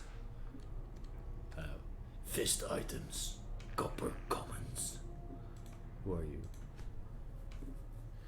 The number 1201 has been inked on the forehead of this corpse, and the ink has run down its eyes, cheeks, and jaws. As you follow the ink tears down the corpse's face, you notice it has run into the stitchings sealing the corpse's lips and has caught on what looks like the corner of a note stuck in the corpse's mouth. Try and pull a note out, obviously. The note has mingled with the ichor in the zombie's mouth. If you try to pull the paper out through the cross stitches, it would tear the paper to shreds. Hacking up the corpse to get at it looks like it will destroy the note. You'll need to find a delicate way to remove the stitches before removing the note. Use the scalpel to cut through the stitches. Whoa, whoa, whoa. Lots of stuff happened. Gained item, gained experience. So Okay. this is where 250 experience points come in for doing a non-combat thing. Yeah. And we'll be getting a lot of those. Cool. I like that. Yeah, it really rewards you for doing other stuff, because I think that when you kill the zombie, it gives you 65 No. experience points or something. Also, I think this is a nice. This probably helps in retaining a game's longevity, because usually with older games, combat is not that good or interesting. In a lot It's of not in this game. in a lot of Combat old school isn't, games. So because it doesn't rely on combat that much, then it means that it has stays more interesting Fresh. later on. Yeah. So I think that combat isn't bad in this game. It's quite good. It's better than a few more modern games because it's a D&D system, and they did some really cool things with it. But when you walk across the street and you have to kill some mobs, and then some more mobs, it's always a repetitive element that will get you in the end. Yeah. You always work towards those really memorable moments, and a lot of memorable moments in this game are in dialogue. All right. This is a foul-smelling note retrieved from the mouth of one of the mortuary zombies. It looks like it was sewn into the corpse's mouth by accident. Despite its condition, the writing is legible. Please, to whatever dustman reads this, I beg of you, I know of my legal obligation under the terms of the dead contract, but I am prepared to offer more than my signing fee if you will cremate my body rather than raising it. I have arranged for this note to be left with my body upon my death. If you are reading this, then please use this note as instructed and accept the result in exchange for my contracted duty. Let my contract number serve as the key. It looks like the corpse was too late to prevent the raising, but you notice that beneath the writing is a diagram. It looks like directions for folding the parchment into a strange pattern. Note if you are ever capable of examining an object further or performing a use. So we're using it right now. The foul-smelling note is strange looking diagram. These kind of things, may I have your attention? These kind of things. So you have this zombie worker in a room, and then you, it's a pretty straightforward dialogue. You go get your scalpel, get it out. Then you see the note. There's something happening there. Then you use the note, and then you get this puzzle. Yeah. You never saw this in Baldur's Gate. And they didn't we do would that. never Every dialogue was about three options long in Baldur's Gate. So, but also I think our intention is we don't care how long it will take us to finish this game. We're just going to do it like this, and I mean, so that's why we're just clicking on everything there's to see. We want the full Torment experience. So let's solve this puzzle. Yeah. It looks diagram. It looks as if it's instructing you to fold the corners of the note so their points touch the center. There's a series of strange marks on each corner. 1 mark on the upper right, 2 marks on the lower right, 3 marks on the lower left, and no marks on the upper left. Okay. 1, 2, 3, 0. So whoever wrote this instruction is probably using Python language to code, because every sequence starts with 0. So I'm just going to assume that that's what's going on here. It says in the instructions, it says, please use my contract number as the key. Oh, that's a good one. So I think I don't know if I should be telling you this, because I don't remember this. I just thought about what it said in the instructions. Yeah, what's the... wait, what was the... Show more? Leave the note alone. What was the... we can't open our thing now. It says there on the... It's his corpse number. Yeah, okay, but we don't have... we can't fold the 1 twice, as it were. Let's see what happens if we start with the 1, 2, 0. 1 mark, 2, 3 marks on the lower left. Yeah, okay, you just want to do 1, 2, 0. Okay, yeah, I can, I feel I don't know if it's right, but... no, you're absolutely right. That's why I think it was in I think that's a good call. that I did this, but... 1 mark on the upper right. So we start with the upper right. Fold the corner, such a point. Okay, and then there were 2 marks on the lower right. Yeah, lower right. And then no marks on the upper left. So fold the upper left into the center. As you fold the upper left inwards to the center, you watch as the upper right unfolds itself, resuming its normal position. And what was the upper right's number? It was 1. Ah, yes. Okay, so we can do the upper right one again. As you fold the upper right corner back to the center, the lower left corner mirrors the action until all the corners touch in the center. You watch for a moment, and the corners of the paper raise up, turning the note into a small 4-sided paper pyramid. Open the sides of that pyramid. You peel back the sides of the pyramid and the paper disintegrates to dust. Inside is a small triangle-shaped earring. It catches the light and gleams brightly. Take it. Wow, that's cool, man. And a good call. Yeah, right? Yeah. I'm going to equip it. Well, let's first see what it is. It could be cursed. Yeah, okay. Oh, you can actually... Okay, so this I didn't know. I didn't know you could identify it, as it were. You received a small earring from folding a note in the mouth of one of the walking corpses in the mortuary. It's a beautiful earring, but despite its beauty, all it seems to do is remind you how strange this world is you've woken up to. Yeah, okay. Identify. Oh, yeah. Not identified ourselves, so... We can't identify. Are we putting it on? Well, we did put it on and it didn't harm us. I'm going to put it on. Do you see any changes? No. I don't know. We could go to our... So where do we see our lore score? Statistics. Okay, it didn't... Oh, lore 13. Alignment. True neutral. Lore score? Where did you get that? Yeah, they're proficiencies. Taco 18 to hit armor class 0 for those who aren't initiated in the 2nd edition Dungeons and Dragons system. Yeah, Taco. So the lower your armor class, the better. That's the strange thing about 2nd edition Dungeons and Dragons. So yes. Morty has an armor class of 2, so he has a really good armor class compared to our 10. Yeah. And 10 is the same in 5th as it is in 2nd, so it's where it all starts. But you count down. You know, I actually, I started it with 2nd edition, so to hit armor class 0 was a thing that I have always known, and the AC getting lower and lower is also something that was normal to me. But now... Yeah, but I'm saying it for chat, I know you know. But I know you're saying it for chat, and that's very good. I already forgot about it, because I just accept it as, oh yeah, okay, Taco 18, AC 10. So you need to roll an 18 on a d20 to hit an armor class of 0. Yeah.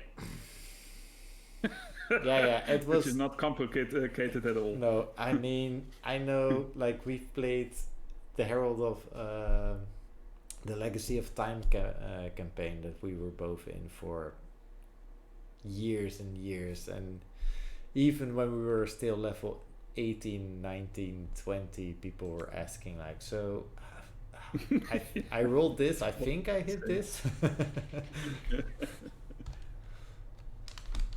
Okay, I think we already had this one, but just to be sure. Yeah. Okay, let's talk to you then. Smell formaldehyde emanating from this corpse is particularly strong. It smells like it was applied recently, and with good reason. This corpse appears to be in an advanced stage of decay. Her jaw is missing, and some of the flesh has slid off her skull, revealing the number 1072 chiseled into the bone.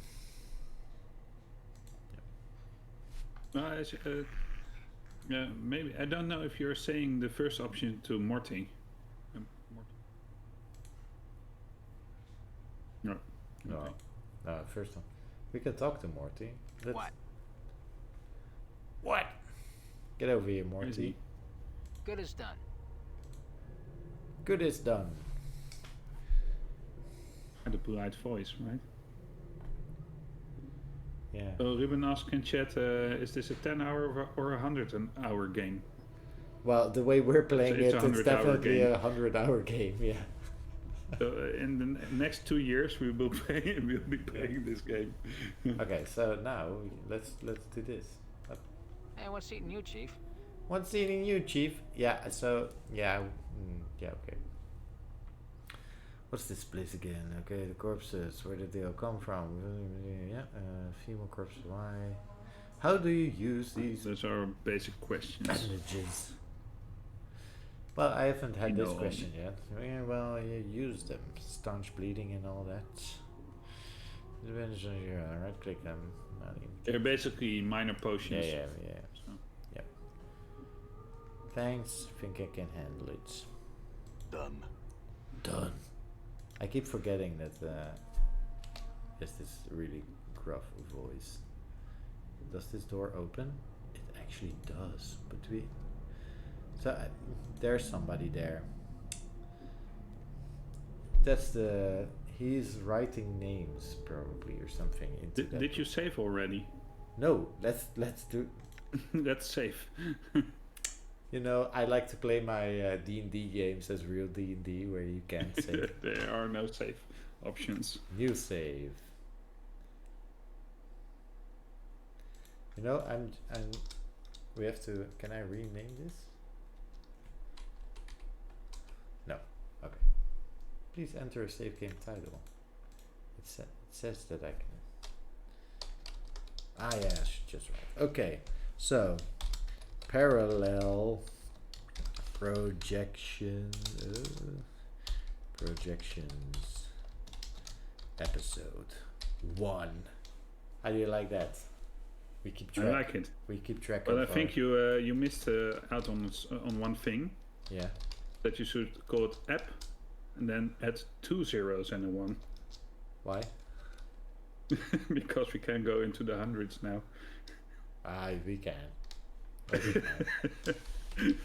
But I'm not. I don't like the use of. So we just do this then. Okay. Here we go. S1. Ah, damn it. S1. Episode 1. Yeah. And then say season 1 first, right? No, it's save 1. But yeah, now, save 1. now Okay. it gets confusing. Episode 1. That's fine. We'll keep using this one until the end, and then for next one we'll make a new save and call it episode 2. Okay, so we saved, so now I feel confident enough to just walk up to this guy and see. Another zombie.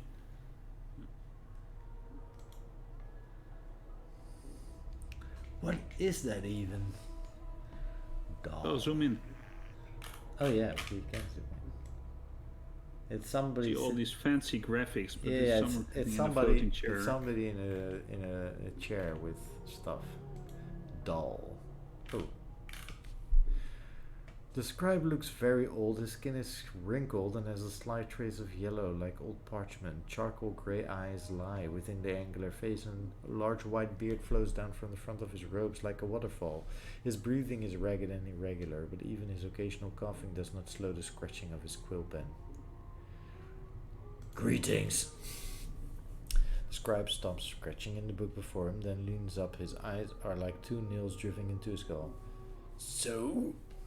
He sounds tired, as if he's been as if he has repeated the same thing many times before. You have awoken from your sleep and returned to your dream. He continues more respectfully. Well met again, Restless One. Restless One, do you know me? Know you? There's a trace of bitterness in the scribe's voice as he speaks. I have never known you, Restless One, no more than you have known yourself. He is silent for a moment. For you have forgotten, have you not? Who are you? As always, the question, and the wrong question, as always. He bows slightly, but the movement subtly sends him into a bout of coughing. He's like Gunther. He pauses for a moment, catching his breath. I am dull. Perhaps you can answer some questions for me, doll. Updated my journal. Very well. Yes. Very well. What do you wish to know? So what do we want to know? We want to know Everything. What is this place? You are the mortuary, restless one. Again, you have come. Before he can finish, Dahl breaks into a fit of coughing. After a moment, he calms himself, and his breathing resumes its ragged wheeze. This is the waiting room for those about to depart the shadow of this life. Tell me about the mortuary. This is where the dead are brought to be interred or cremated. It is our responsibility as dustmen to care for the dead, those who have not left this shadow of life and walked the path of true death. Dahl's voice drops in concern. Your wounds must have exacted a heavy toll if you do not recognize this place. It's almost your home. Shadow of life? Yes, a shadow. You see, restless one, this life. It's not real. Your life, my life. They are shadows. Flickerings of what life once was. This life is where we end up after we die. And here we remain, trapped, caged, until we can achieve the true death. True death? True death is non-existence, a state devoid of reason, of sensation, of passion. Dahl coughs, then gives a ragged breath. A state of purity. Sounds like oblivion. Why would anyone want that? Is it worse than remaining in the shadow of what life once was? I think not. Shadow of life. Yes, a shadow. You see, restless one, this life. It's.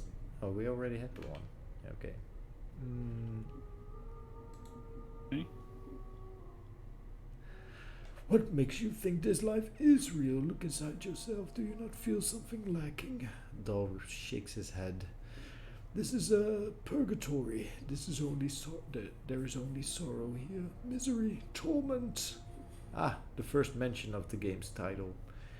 They are not the elements that make up life. They are part of the cage that traps us in the shadow.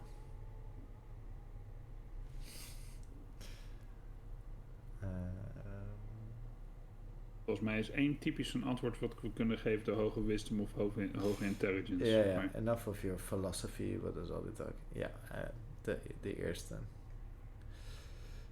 And the first one. Also, we just switched to Dutch all of a sudden. Did we? Yeah. You asked me something in Dutch and I replied in Dutch. Truly, I didn't even notice. Well, it's my primary language. Yeah. So you said that this is probably an option we got because of our high wisdom, and also or intelligence. I don't know. Yeah, it also goes back to what you said, that this is a highly philosophical game. Yeah. If you think your fatalism has gotten the better of you, those elements are part of life, not the whole of it. Dahl shakes his head. Passions carry weight. They anchor many to the shadow of life. As long as one clings to emotion, they will be continually reborn into this life, forever suffering, never knowing the purity of true death. I see. How does one escape the cycle of rebirth and achieve this true death? Kill your passions. Strip yourself of the need for sensation. When you are truly cleansed, then the cycle of rebirth will end and you achieve peace. Dahl sighs. It sounds like a death rattle in his throat. Past these shells of ours, past the internal boundary, lies the peace that all souls seek. The eternal boundary? The boundary between the shadow of this life and the true death. Now we're... Yeah, now we in a circle. Yep. But we know a bit more. Yeah. So this is interesting. So I'm gonna talk for a bit now. So these are the dustmen. Yeah. And what they believe is that, we are on the plains. You don't notice it in this part of the game, but they are telling you the dustmen think of the plains in this way. If you can get close to your god by simply walking across the astral fields and entering hell or heaven in a physical manner, then what is to say that where you came from is a state of life, if you can straightly walk into a state of death, namely the afterlife. So who is to say what distinguishes one type of death, the thing you become after you die physically in the prime material realm, from your existence there? There really is no difference. So they decided that because there is no difference between these states, that the thing we call life, the thing we cling to, must not be what real life is, but just an earlier stage of death. So we are all dead all the time, but we can achieve true death by getting rid of our emotions and simply stop caring about what we think of as our lives.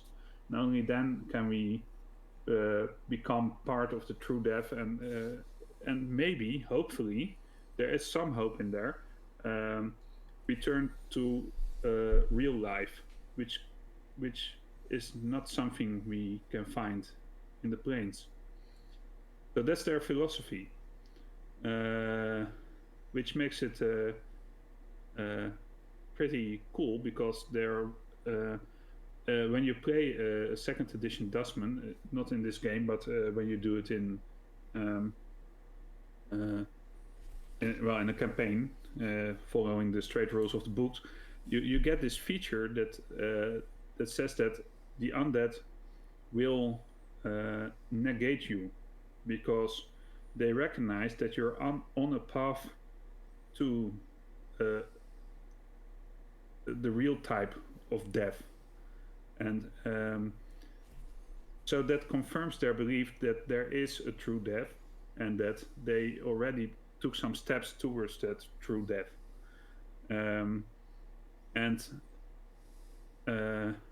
The thing is that some of the undead, the more intelligent undead, like vampires and liches and all those kind of stuff, are to be pitied, because they have become closer to the true death, but they keep clinging onto this life, what gave them meaning in life. So that's one of the philosophical factions in this game, and they really live to accomplish this true death. So that's what we're seeing here. So he's not to be pitied for coughing and having no emotions left or being blank. That's his goal, and not something to be pitied. Yeah. I thought I would tell you that right here. Thank you. Yeah, cool, eh? Let's dive back into it. Okay, but because there are some other questions that we can ask, like, how did I get here? Dahl snorts in contempt as if he finds the memory repugnant. Pregnant?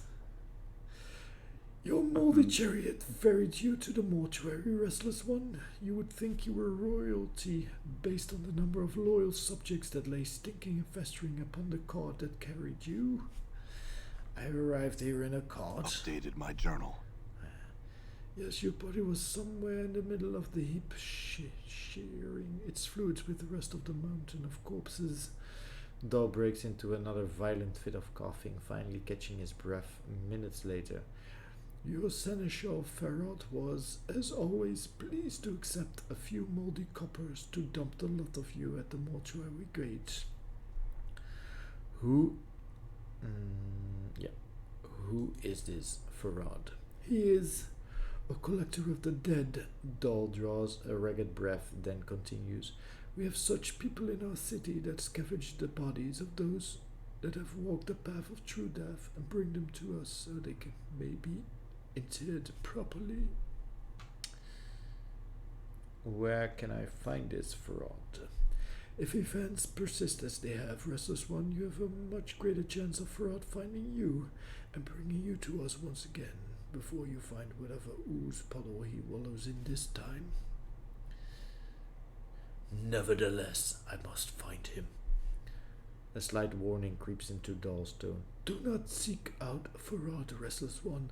I am certain that it will simply come full circle again, with you none the wiser and Farad a few coppers richer. Accept death, Restless One. Do not perpetuate your circle of misery. Okay. You're really pressed now. Huh? You can really press now. I'm wondering if that's the charisma option. This, yeah, I have to find him. Yeah. I feel, and no spoilers of having this conversation, I feel like it might be potentially I might have done this already before and forgot. Maybe it just killed me again and then brought me back here, woke up again without memories, went out to find him, and that's the idea that I get from this conversation for some reason. I don't know why. I'm just mentioning it. I am going to press it just because it seems like an option that that's a lot to us because of our high charisma score. Updated my journal. Dahl is silent for a moment. When he finally speaks, he seems to do so reluctantly. I do not know under which gutter stone Farad lies at the moment, but I imagine that he can be found somewhere beyond the mortuary gates. In the hive. Perhaps someone there will know where you can find him. Doesn't sound like you like Farad much. There's some I respect, the Restless One. Dahl takes a ragged breath and steadies himself. Farad is not one of them. He wears his ill repute like a badge of honor and takes liberties with the possessions of the dead. He is a knight of the post, cross-trading filth of the lowest sort. Knight of the post? A knight of the post?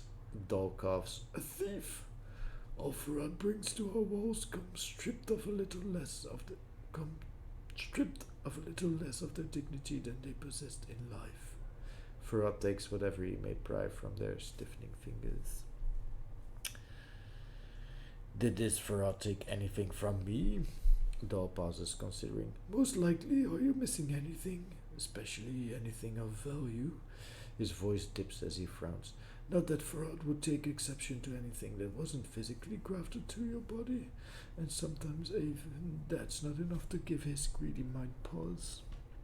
I am missing my journal. A journal? If it was of any value, then it's likely it lies in Farad's hands. I see some other questions. Can you tell me how to get out? No, Updated my journal. Do you know who I am? I know. I think we already asked that. It was the first one. Those size I ask you. But then a Restless One, where you walk, so walks misery. Yeah. Let your burden be your own. I feel like we already had this, but In some respect. But then okay. There are others who journeyed with me, and they Updated are my here. journal. Do you not know the woman's corpse interred in the memorial hall below? It had thought that she had traveled with you in the past. Dahl looks like he's about to start coughing again and catches his breath. Am I mistaken? Where is her body? The Northwest Memorial Hall on the floor below us. Check the biers there. Her name should be on one of the memorial plaques. Mayhap they will receive you to revive your memory. Okay. Mayhap I will go find her. I had some other questions before I go. Very well, what do you wish to know? What do you do here? I'm a scribe, a cataloger of all the shells that come to the mortuary. Dahl coughs again and takes a deep breath. As long as the stream of corpses flow through the mortuary, I shall remain my post. Oh yeah, you say that I've been here more than once. How is it that the dustmen do not recognize me? Updated my journal. I'm the one that catalogs the shells that come to our walls. Restless One. Dahl breaks into a fit of coughing, then steadies himself. Only I see the faces of those that lie upon our slabs. The dark of your existence lies safer with me. Man, he probably knows so much about me. Are you still there, Jasper? Yes, I am. Okay. Yeah. I had some other questions because I still had to ask this one. The front gate is the most obvious exit, but they will not let anyone other than the dustman pass. Dahl breaks into a ragged cough, then continues. One of the guides by the front gate has a key to it, but it's unlikely he will open it for you unless you are extremely persuasive. Well. Well, didn't we make the right ability score choices? Yeah. Okay, some other questions. The only thing that I have not asked now is... Ill? Yeah, you sound ill. I am close now to the true death, Restless One. It will not be long before I pass beyond the internal boundary and find the peace I have been seeking. I tire of this mortal sphere. Dahl gives a ragged sigh. The pains hold no more wonders for one such as I. Eternal boundary, we already asked about it. Yeah, so the twee... Are you certain there might be some way I could help you? I feel like I'm smart enough not to ask it, to keep it. Why? Because he wants to die. Because he wants to die. It's. I think it's free to ask and see what his answer is, but it'd probably be no again. Yeah. Okay. But he might give us something more. I do not wish to live forever nor live again, Restless One. I could not bear it. You see, that's... Yeah. So be it. The game is forgiving in Farewell, asking the questions itself. It will always give you a definitive choice, so to say. As you turn to leave, Dahl speaks. Notice, I do not envy you, Restless One. To be reborn as you would be a curse that I would not bear. You must come to terms with it. At some point your path will return you here. Dahl coughs, the sound rattling in his throat. It's the way of all things flesh and bone. Then perhaps we will meet again, Dahl. Cool. Good conversation. Yeah, right? Yeah, man. So, I don't think that any conversation in Baldur's Gate, and maybe not even Baldur's Gate 2, is that long. We're not turning this show into a Baldur's Gate bashing party. No. I love Baldur's Gate. I love that game. I'm playing it right now. That's not why I'm saying it. It's what, just right now? Well, not right now. But on some Thursdays I'm playing that with another friend, and it's just it baffles me how well they did it, because everything is significant. There aren't lines that tell you nothing. They're all telling you something about the world you're wandering in. I feel all through the eyes of a certain person. So, like, we're 2 hours into this game, and we're playing it really slowly. Like 1.5 hours, I think. You can definitely tell that there's some great writers here. Yeah. So this walking corpse has the numbers 1094 carved into its forehead. Its mouth has been sewed tightly shut, and the chemical reeks of fresh from formaldehyde hangs in a... Despite the pallid sunken features and lifeless milky eyes, it is clear this was once a handsome young man. So... Let's ask the guy something with his mouth sewn shut. Yeah, ask him. Oh. I mean, we can, but the corpse continues to say, okay. Okay, we haven't seen this yet. Okay, we have a door here that opened up. We have a door here, sealed shut. But we were supposed to go, I have not forgotten, to the body. What's up, Chief? Good as done. Or they come with me. To the bunny? Oh, wait, I totally pressed the wrong button, so let's try that again. Done. Let's go here. What's the word? Good as done. Look at how fast we are. Yeah, of the woman.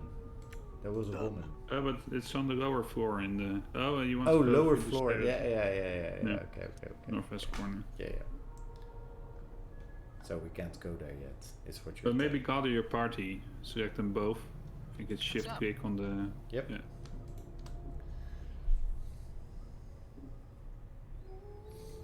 Okay. By the way, I did that a bit slower last time, Alright. but whenever you feel the need to add some lore or whatever, I just switch to the screens that I did before, where you see the two of us and minimize the game, as it were. Huh? Good as done. I'm gone. I'm gone. Zombie worker. The huge corpse is standing silently in the corner of the room, facing the wall. He looks to have a heavy-set man in his early years. Judging by the condition of the body, he died only recently. The freshly stitched number on its forehead reads 1664. Cool. It's a great comic. This corpse looks like it's been serving as a librarian, for it is carrying a huge stack of books in its arms. Examine the books.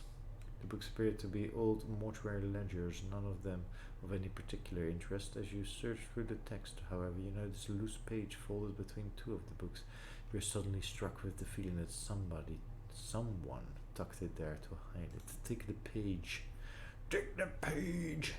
The page doesn't look like it belongs with the ledgers. It looks like it belongs in a logbook. The tears clean, as if with a knife, so you suspect the page was removed on purpose. Read through it. You take a moment to read through the page. It's a list of dead bodies brought to the mortuary and logged in the receiving room. All the entries appear to be recent.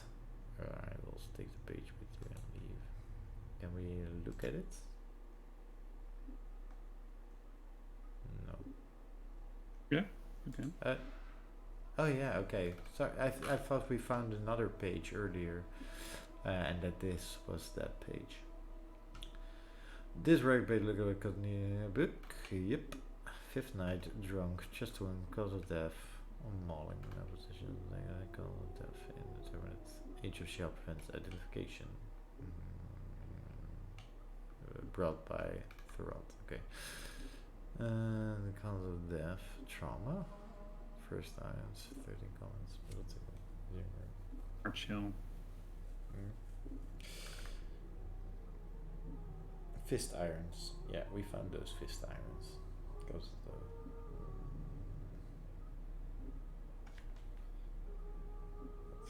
the positions logged. Knife marks evident from dissection, but the dissection was not thorough enough. Copper earring found lodged in the abdomen. Earring has been locked in southeast preparation room. Initiated from the third circle. Yeah, strange markings. Okay, because of that they just stripped knife marks evident. As with the previous entries, these shells Farad has brought also show signs of having been prepared. I've asked that initiate Emmerich launch an investigation into the matter.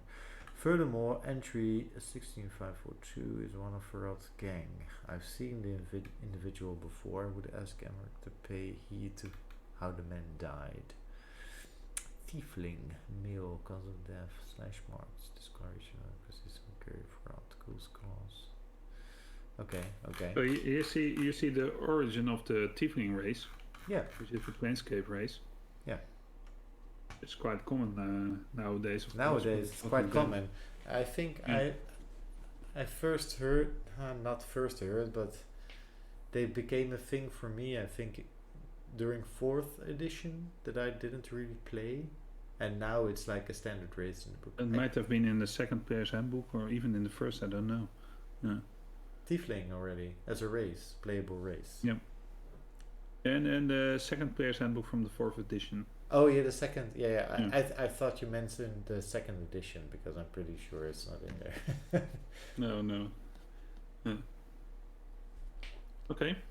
Okay. So they found us. That's Yeah. there are some corpses left that Yeah. got some valuable things. And we found lying some. around. So the fist irons. We Mm. didn't do this actually.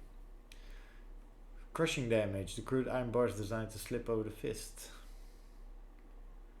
Yep. Oh, and a single punch can shatter someone's jaw. And how strong? Oh, how strong was this? 1 to 3 piercing or 2 to 4. Bam! We're going to bludgeon them to death. Oh, I can put them both on the bar. So if you get Oh. Yeah. Yeah. Okay. Okay. Cool. Have you watched? Have you taken a look at our eye yet? No, I haven't actually. Let's do that. Don't want to part with that. This is your eye. It looks like it's seen better days. That's a great pun. Oh. That's a Yeah. great pun. Okay, that was it. Wow, thank you.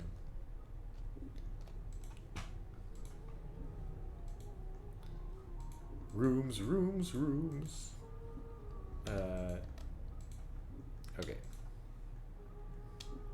Well, There's know a what door.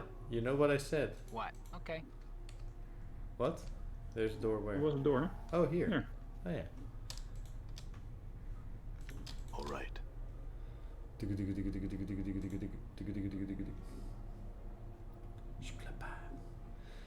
So usually I don't open doors before I've explored everything in the room, and things that are already open I count as being in the room. So that's why I mean I didn't see this door, so that's why I didn't go directly to it.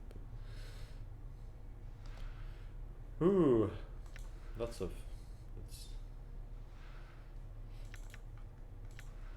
bandages. What do you have? Nothing. What do you have? Nothing.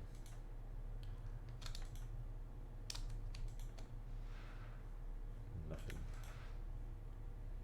Nothing.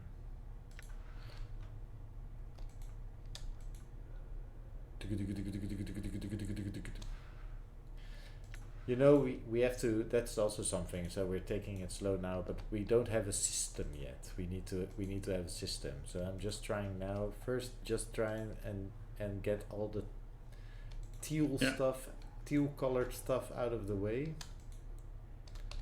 Okay, so we have a door there.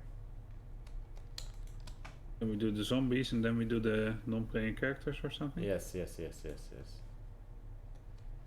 think that's a good way to do it.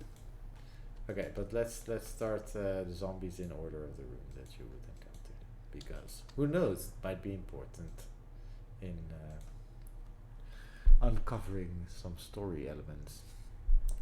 The eyes of this corpse are set close together, and the eyeballs themselves are slightly askew. One faces to the left and the other to the right. You can barely make out the number 257 traced into its bruised forehead. It looks like the corpse has taken several blows to the head, making the number difficult to read. You get dizzy with your eyeballs facing like that. There's no flicker of understanding. Yeah, okay. You know, I promised myself I wasn't going to be cringy with I'm the gone. corpses. Or smarmy. What we really have to do in this game is take chances. Okay. Wow. Absurd. I'm somebody who likes it's an absurd campaign. So I like to stir up some shit whenever I can. It's not entirely true, but this corpse 985 has stopped dead in its tracks. Judging from the condition of its left leg, it looks as if some sort of tomb rot or corpse mold has eaten through the knee. The corpse is wobbling unsteadily back and forth, trying to keep its balance.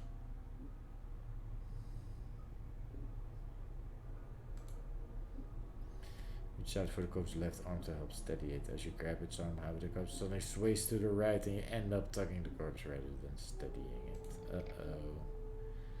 There's a crack from the corpse's left leg. The body falls like a dead tree. Its torso strikes the stone flagstones. and shatters like a rotten melon, filth and ichor gurgling from the cavity. To your surprise, no one seems to have noticed the corpse's collapse, and even stranger, the left leg remains standing where the body was, as if at attention. After a moment, the leg falls over with a wet thump. As you gaze upon the putrefied remains of the corpse, you notice that its left arm seems intact. It has snapped from the torso during the fall, and it doesn't appear to have been touched by the tomb rot that has spread through the rest of its body. I wonder if I could make use of that arm. Arm. Done. Inventory. Arm. This arm snapped clean off corpse 985 when it accidentally toppled. As much as the corpse's knee was rotted clean through, it looks like the combination of thick application of embalming fluid and rigor mortis had made this arm almost as hard as wood. If you need to, you could either use it to shake somebody's hand from a distance or use it to bash their skull in. 1/6 crushing damage. It's a club. You're getting there. Getting all the way up there. It looks like a mace type weapon. I was actually thinking, can't we equip him with it? But he has a bite attack. I thought like could we reform a body for Morty? So that was my thought. Oh, who knows? Yeah. This heavily stitched corpse is shuffling lazily back and forth between two slabs. The number 506 has been stitched on its forehead, on the side of its neck and its right arm. In fact, the skin of this peeling corpse has been sewn up with so many stitches, its skin looks like a bizarre street map. Examine the stitches. The stitches encircle the corpse, running from its arms across its chest, up to its neck, and into the damp mass of white hair. As you follow the crossroads of stitches, you notice someone has jammed a needle into the corpse's forehead. The needle is attached to a thread stitching on the side of the skull. You could probably unravel it if you had something to cut the thread. You said we needed to take chances, right? Yes. Cut the stitches with your scalpel. Gain item. Okay. You slice the thread neatly with the scalpel, then pluck out the needle and pull the stitches out. As you do, the skin covering the forehead peels back to reveal the corpse's chalk white skull, where, to your surprise, the number 78 has been chiseled. Seems you got two different designations there, corpse. The corpse stares back, straight ahead, oblivious. Leave the corpse in peace. But what item did I gain then? Yeah, okay. This is pull a thread and use a small bone needle. They look like they're used for stitching up wounds in living or dead bodies. Use. Oh, did I just use a healing item? I guess I did. Did you use it? Yeah. Oh man. Oh well. You learn. You learn. I thought I might get some extra options, like with the paper. We had to use the paper. But then it said use. So. Oh well, it said use here as well, of course. Yeah. Yes, that's why I pressed it. But is it like a healing item or something?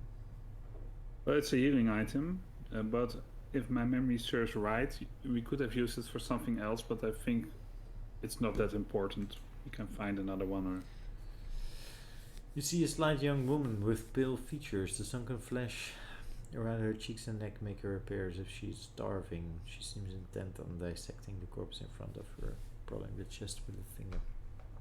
Greetings. The woman does not respond. She seems too intent on the body in front of her. As you watch her work, you suddenly notice her hands. Her fingers are talons. They are darting in and out of the corpse's chest cavity like knives, removing organs. I said, greetings. The woman makes no response. I think the dusty chit might be short of hearing, Chief. Let's lay off, shall we? What's wrong with her hands? She's a tiefling, Chief. They got fiend blood in their veins. Usually some ancestor of theirs shared knickers with one of demon or another. Makes some of them addled in the head and addled looking too. That won't get her attention. The woman jumps and whips around to face you. Her eyes are a rotting yellow with small orange dots for pupils. As she sees you, her expression changes from surprise to irritation as she frowns at you. Greetings. She doesn't seem to have heard you. She leans forward, squinting as if she can't quite make you out. Whatever is wrong with her eyes must make her terribly nearsighted. You! She clanks her taloned fingers together and makes a strange motion with her hands. Find thread and embalming juice. Bring here to a fiend. Go! Go! Oh. Updated my journal. Wait a minute. Okay. I think that does. Embalming fluid and threads. Well, We're not going to load. We find some more. we're going to find some more thread. Yeah. I think Okay. so. Okay. And if not, then we failed this one. I don't know if I can accept failing a quest. So is it important to keep going through the doors, or should we go to this main? Is this the main hallway out or something? Or No, wait. We're walking in a circle. Okay. Yeah. We just keep going this way. To What's the me, word, Morty. Chief? Sure, why not? I'm gone. I'm gone.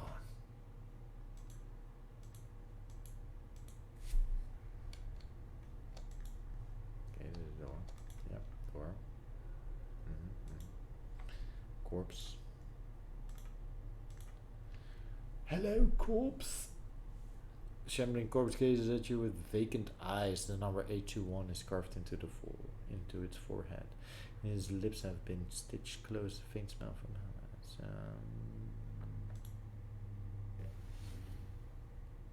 As you address the zombie, he blinks in surprise. What? Wait. What? So now the question is, how many times have we skipped this option, and what didn't it do for us? That's what I always experience in this game. Well, to be fair, I think we have tried it a couple of times, and yeah, I think so too. And then in other times there was a thing that we needed to do with the corpse, so we might have missed one or two. Doesn't matter. You're not a zombie. Who are you? Journal. The zombie's trying to respond behind stitched lips. He has peculiar, half frightened, half angry whisper. Who? You? Who? You? Who? Who are you? I was looking for you. I'm asking a question. You're a zombie. Tell me who you are. Okay.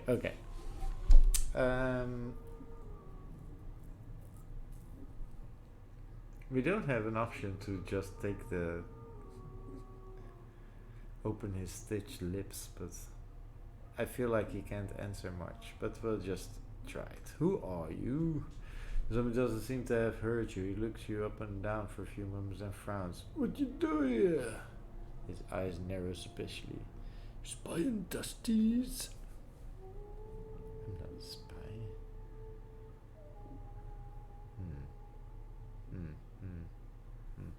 Interesting. Is this guy a spy? You know, because then he might think I'm just kidding. No, I'm trying to escape. The zombie seems interested. You're in trouble? What you do? What you do? You in trouble? What you do? I don't know zombie voice. I woke up on one of the slabs upstairs. Zombie's looking at you like you're crazy. You bore me. Yes, I'm barmy, very barmy. I'm going to ask because I don't know. You know what a barmy is, of course, but Well, mad in the head. Yeah, okay. Okay. So how honest do you want to play this?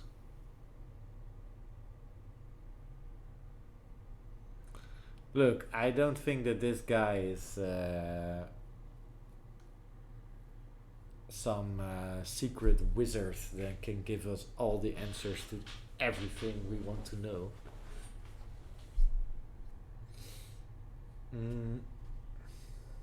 But we're pretty miraculous if we woke up on us from the dead. Are we though? Like, we still look kinda dead. We might as well be a walking corpse. True. No, okay. You bought me. Get away from me.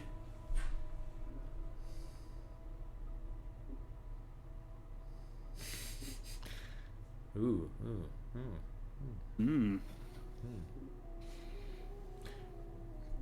Are we going for persuasion or for intimidation? Yeah. Bit of both, I think. I don't know. You choose. Both, yeah.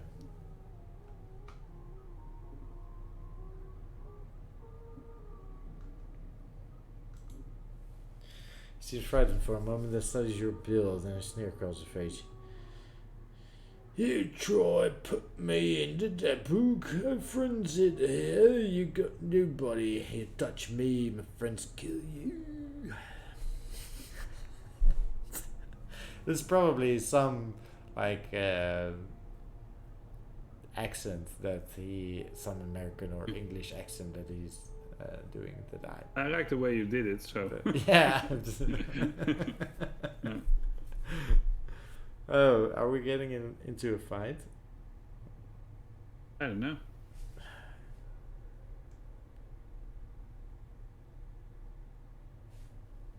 What if I expose you, man? Must be something in your eye that makes the zombie expression come. No, don't call it gods. He looks frightened. My spy on the dusties say what I see and more. Spy for who? The zombie falls into a frightened silence. He seems unwilling to say more. Come on, who are you watching the splits for? And then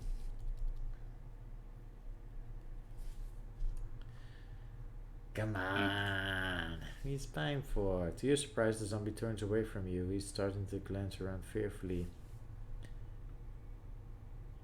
Never mind then. But you see the dustman.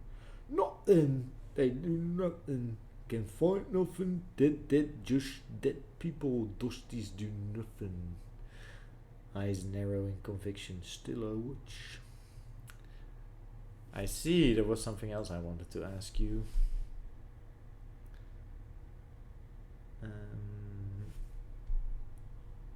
There's lots of things we can. Jesus, yes. I must say that I think after this room, I need to go to bed.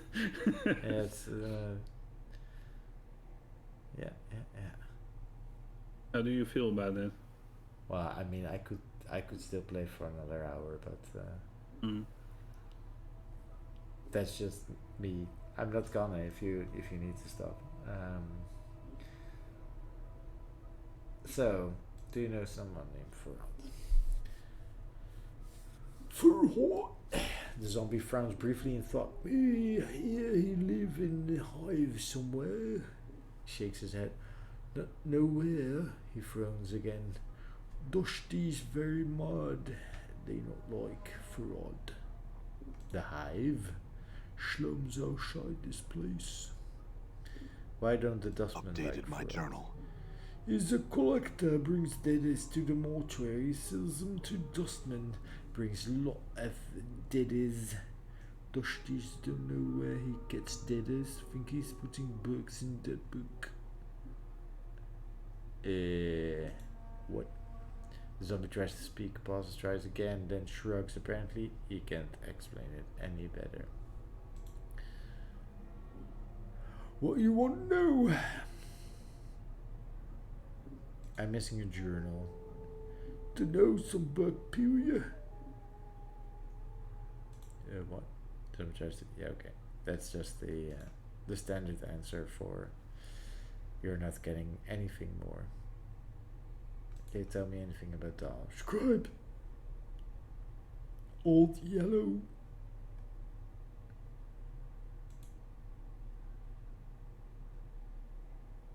How did you get to look like that? Me got the scores. Me also got scores. Me were lots of embalming fluid. Me make a good zombie. Zombie giggles through stitched lips, then taps his head. That's just stupid. Wow, that's just mean. That's just mean. Doesn't that hurt? Is wel interessant. Yeah, it is actually. This guy's pretty good. Oh, the 3 is interesting. Sorry, there you go in Dutch again. This time I noticed it. See, can you disguise me as a zombie too? He looks you up and down for a few moments, mumbling to himself, then nods. Oh, me needs a jar of embalming fluid. Points at the scars on your chest. Needs a needle and thread. Also. Some embalming fluid and some thread. I'll go see if I can find some. I'll think about it. I have some other questions. Namely, how can I escape from here? Zombie grunts. You can escape through portals. He raised his hand. Poof! Portals? What portals? Portals! The zombie waves around the air. Portals everywhere. Can you show me one of these portals? I know the voices keep changing, but I don't care. I'm having fun with it. Why should I help you? Ooh. Maybe we're gonna help each other because I know what he's doing here. I can't remember what he's doing here. You look like someone who'd much rather disguise themselves as a corpse than be one. That's awfully fitting. I won't expose you. It's also fitting. Maybe we can help. I help you. You help me. Yes. Yeah. I need you to get a key for me. Want iron key to embalming's room. Alright, where's this key? Where's this key? Those thick chit has it. He points at his eyes. She has yellow eyes. He then makes a motion with his hands that reminds you of a pair of rotting shears. Blades for fingers. Dustman woman with yellow eyes, blades on her fingers. I already met her in the embalming room. Hold on, I'll be back with the key shortly. Updated my journal. The zombie squints at you.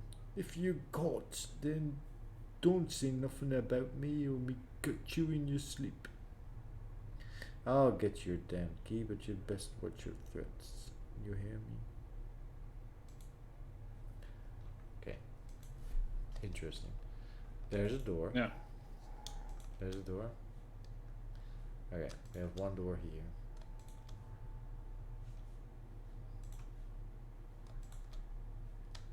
So this is this already is the room then. You wanna call it a night, or you wanna? Yes, I think so, because all these rooms are pretty extensive. But this can be done there. This was a short one. Yeah, this was a short one. Yeah. What's up? Good as done. Yeah, I want to quit, but I want to continue as well. But I must quit. I have a work day tomorrow again. All right, wait. But well, how did you think it? Save game. Parallel projections. Episode 1. Save. Yep. Yes. The choices we made are the choices we made. Do you wish to save? Oh. What? How do you feel? Yeah, wait. Yeah, I wanted to go back to the main menu, but let's do this. So I'll keep it at that. how do I feel? I want to continue playing, and I'm already disappointed that we'll be doing this once every 2 weeks instead of every day. So,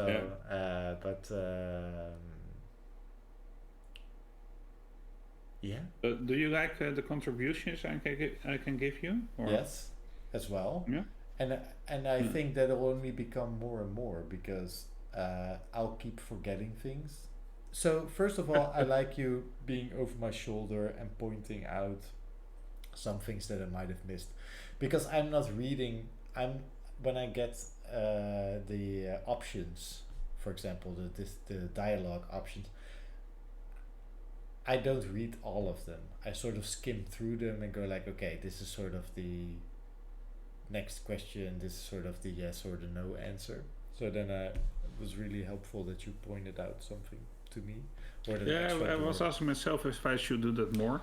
I know you skipped what I think was a bit of a more, not an important one, but something that could have given you another option.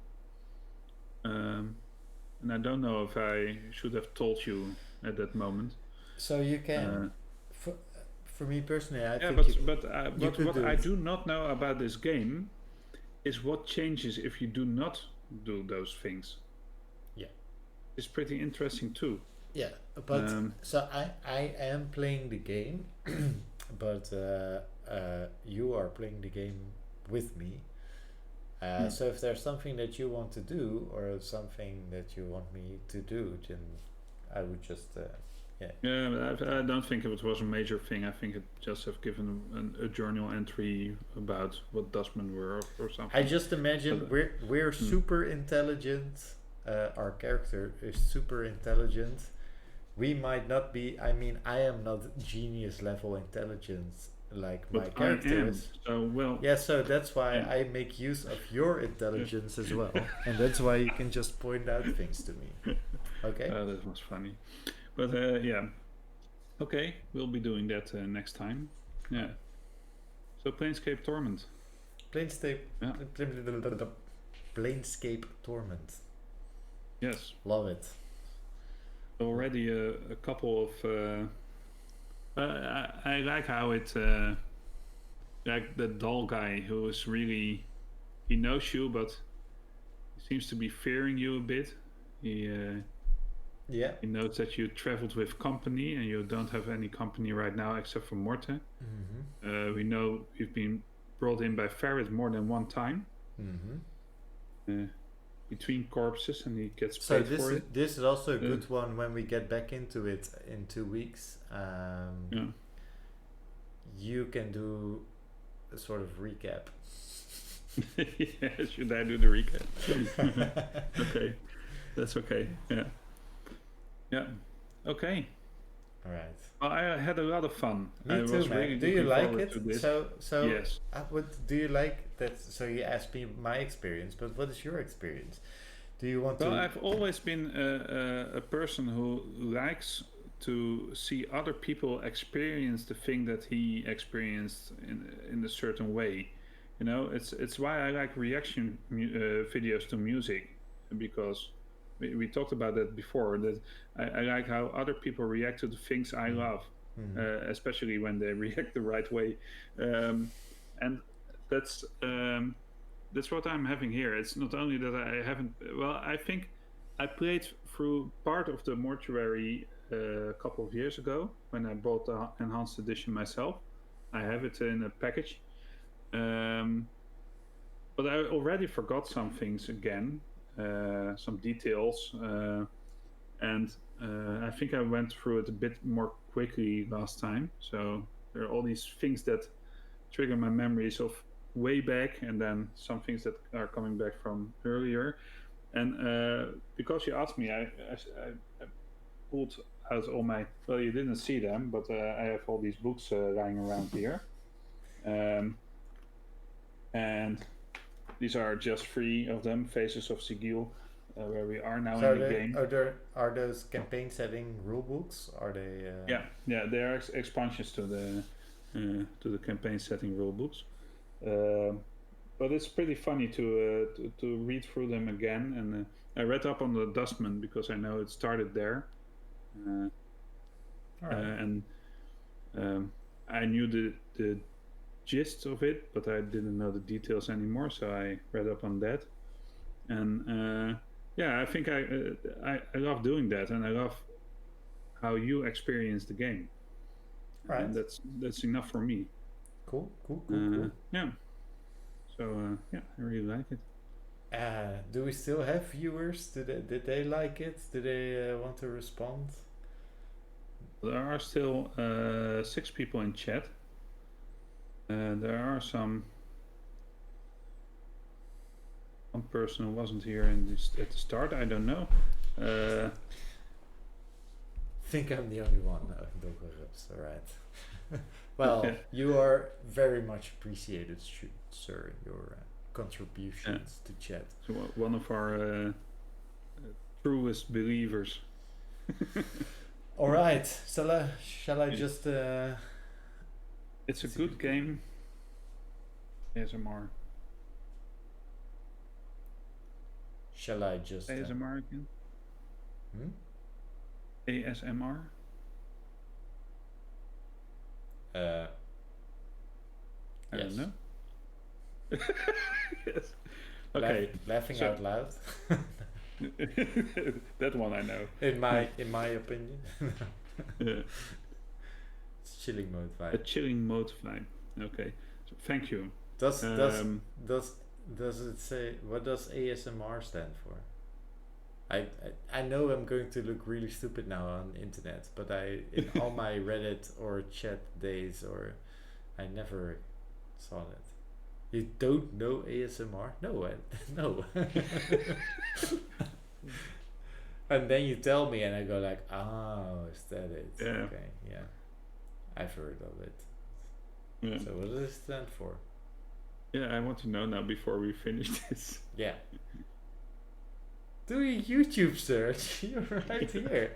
This I'm just going to do it right now. this just tells me that he doesn't know.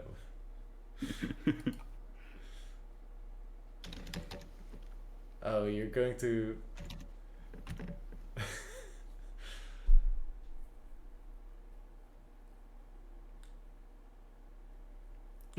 Is it very? Oh, okay. It makes you sleep. Oh, okay. Soothing sounds of microphone. Well. Okay. Yes, that's how we're doing this. All those zombies will be like, well, the most sexy man on earth. Yeah. Dude, I just love doing this with you, Yeah. playing this game, I love that as well. and we can probably fill 2,000 episodes. I'm calling it right now. This Parallel is the first one. So Parallel Projections is a show that could do multiple video games. But I'm guessing Okay, I'm going to sleep now. for the next 100 years we'll be playing Torment. Yeah. So, all right, I'll close it off then. Everybody who's been watching, thank you very much. For those on YouTube that are watching this in retrospect or after the fact, I'm going to edit some stuff out because the start of this was a big giant fail fest of me and OBS, and I don't have the fastest PC. I might try it again next time on 1080 Edit pixels. out the slow parts, he Edit says. Literally, like the YouTube video. Okay. The YouTube video is going to be 5 minutes, and it's just Yeah. like the intro and outro theme, and maybe Yeah, you sweet. dropping that lore in the halfway Yeah. thing. It- Anyway, Okay. thank you so much for watching us go through this game very, very slowly and with voice acting. Can you call it acting? Voice I reading know. that is all Yeah. over the place. So yeah, if you don't already, follow us on Twitch, YouTube, Instagram, and Facebook on /VoidcastLive or @VoidcastLive. We have we're streaming every Monday. So we're doing this on a bi-weekly basis. We do parallel projections, and the other Mondays is our main show, The Precipice of Dreams, which is us and other people, Roger, Eric, Jin, playing our Dungeons and Dragons campaign. We are on episode 3 right now. Next week, next Monday, so that's Monday, July 13th, will be the 4th episode of The Precipice of Dreams, here live on Twitch. All the previous episodes you can find on our YouTube channel. So go over there and watch those if you haven't done that. Like and subscribe. Tomorrow, Jasper, you haven't said Talking anything Void. about it, but it's there. No. A new episode of Talking Void, episode 3. What is Talking Void? Maybe Jasper wants to say that. It's a place where we discuss everything that's cool, and another thing that is also cool. But okay, You talk let's about start again. We discuss. We talk about Precipice of Dreams, and we talk about Dungeons and Dragons and stuff that interests us. And my guest will be Jin tomorrow, Yes. and we'll just be hanging out for about an hour and having fun. Yeah, so go watch your stream tomorrow to watch Talking Void with Jasper and Jin. Next Monday, July 13th, another episode of The Precipice of Dreams, and then on Monday, July 20th, we'll be back with parallel projections. Thank you very much. Have a good night. Hope to see you later. And with that, we'll go to the end credits of The Precipice of Dreams, because I still haven't made end credits for this show or for Talking Void, but I'll get to it. For now. Our outro lasts as long as our campaign, so. For now.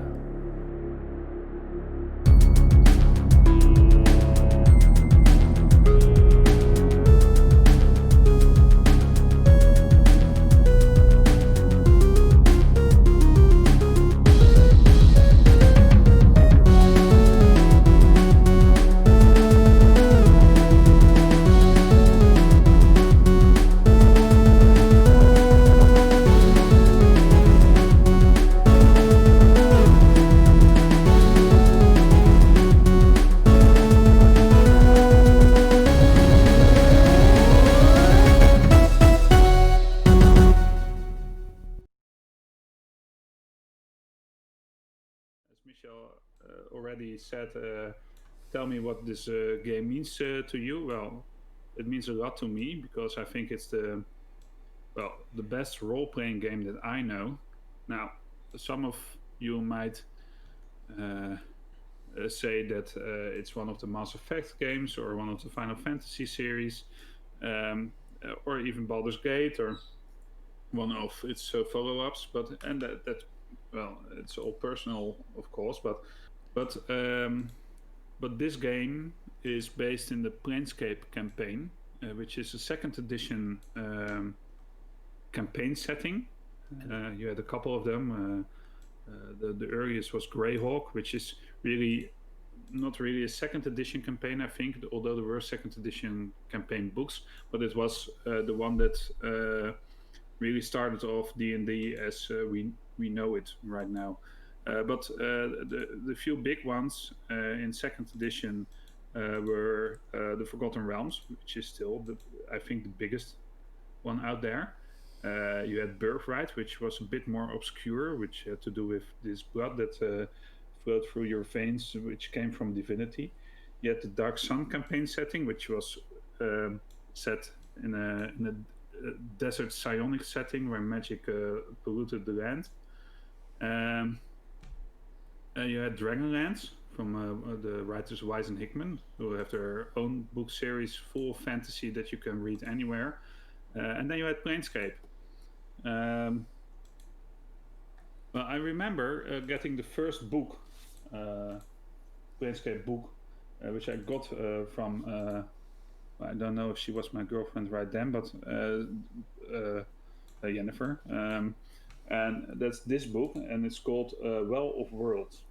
And the funny thing is that when I went through it, I flipped through the pages and saw all these drawings that, well, did make some sense, but I didn't know what they meant. And there were these weird maps that were pretty obscure and not that well drawn. I like my maps. People who know me know I like my maps. And so I thought, well, this isn't going to do me any good reading through this. Well, how wrong was I? Because once I started reading, there was this enormous source of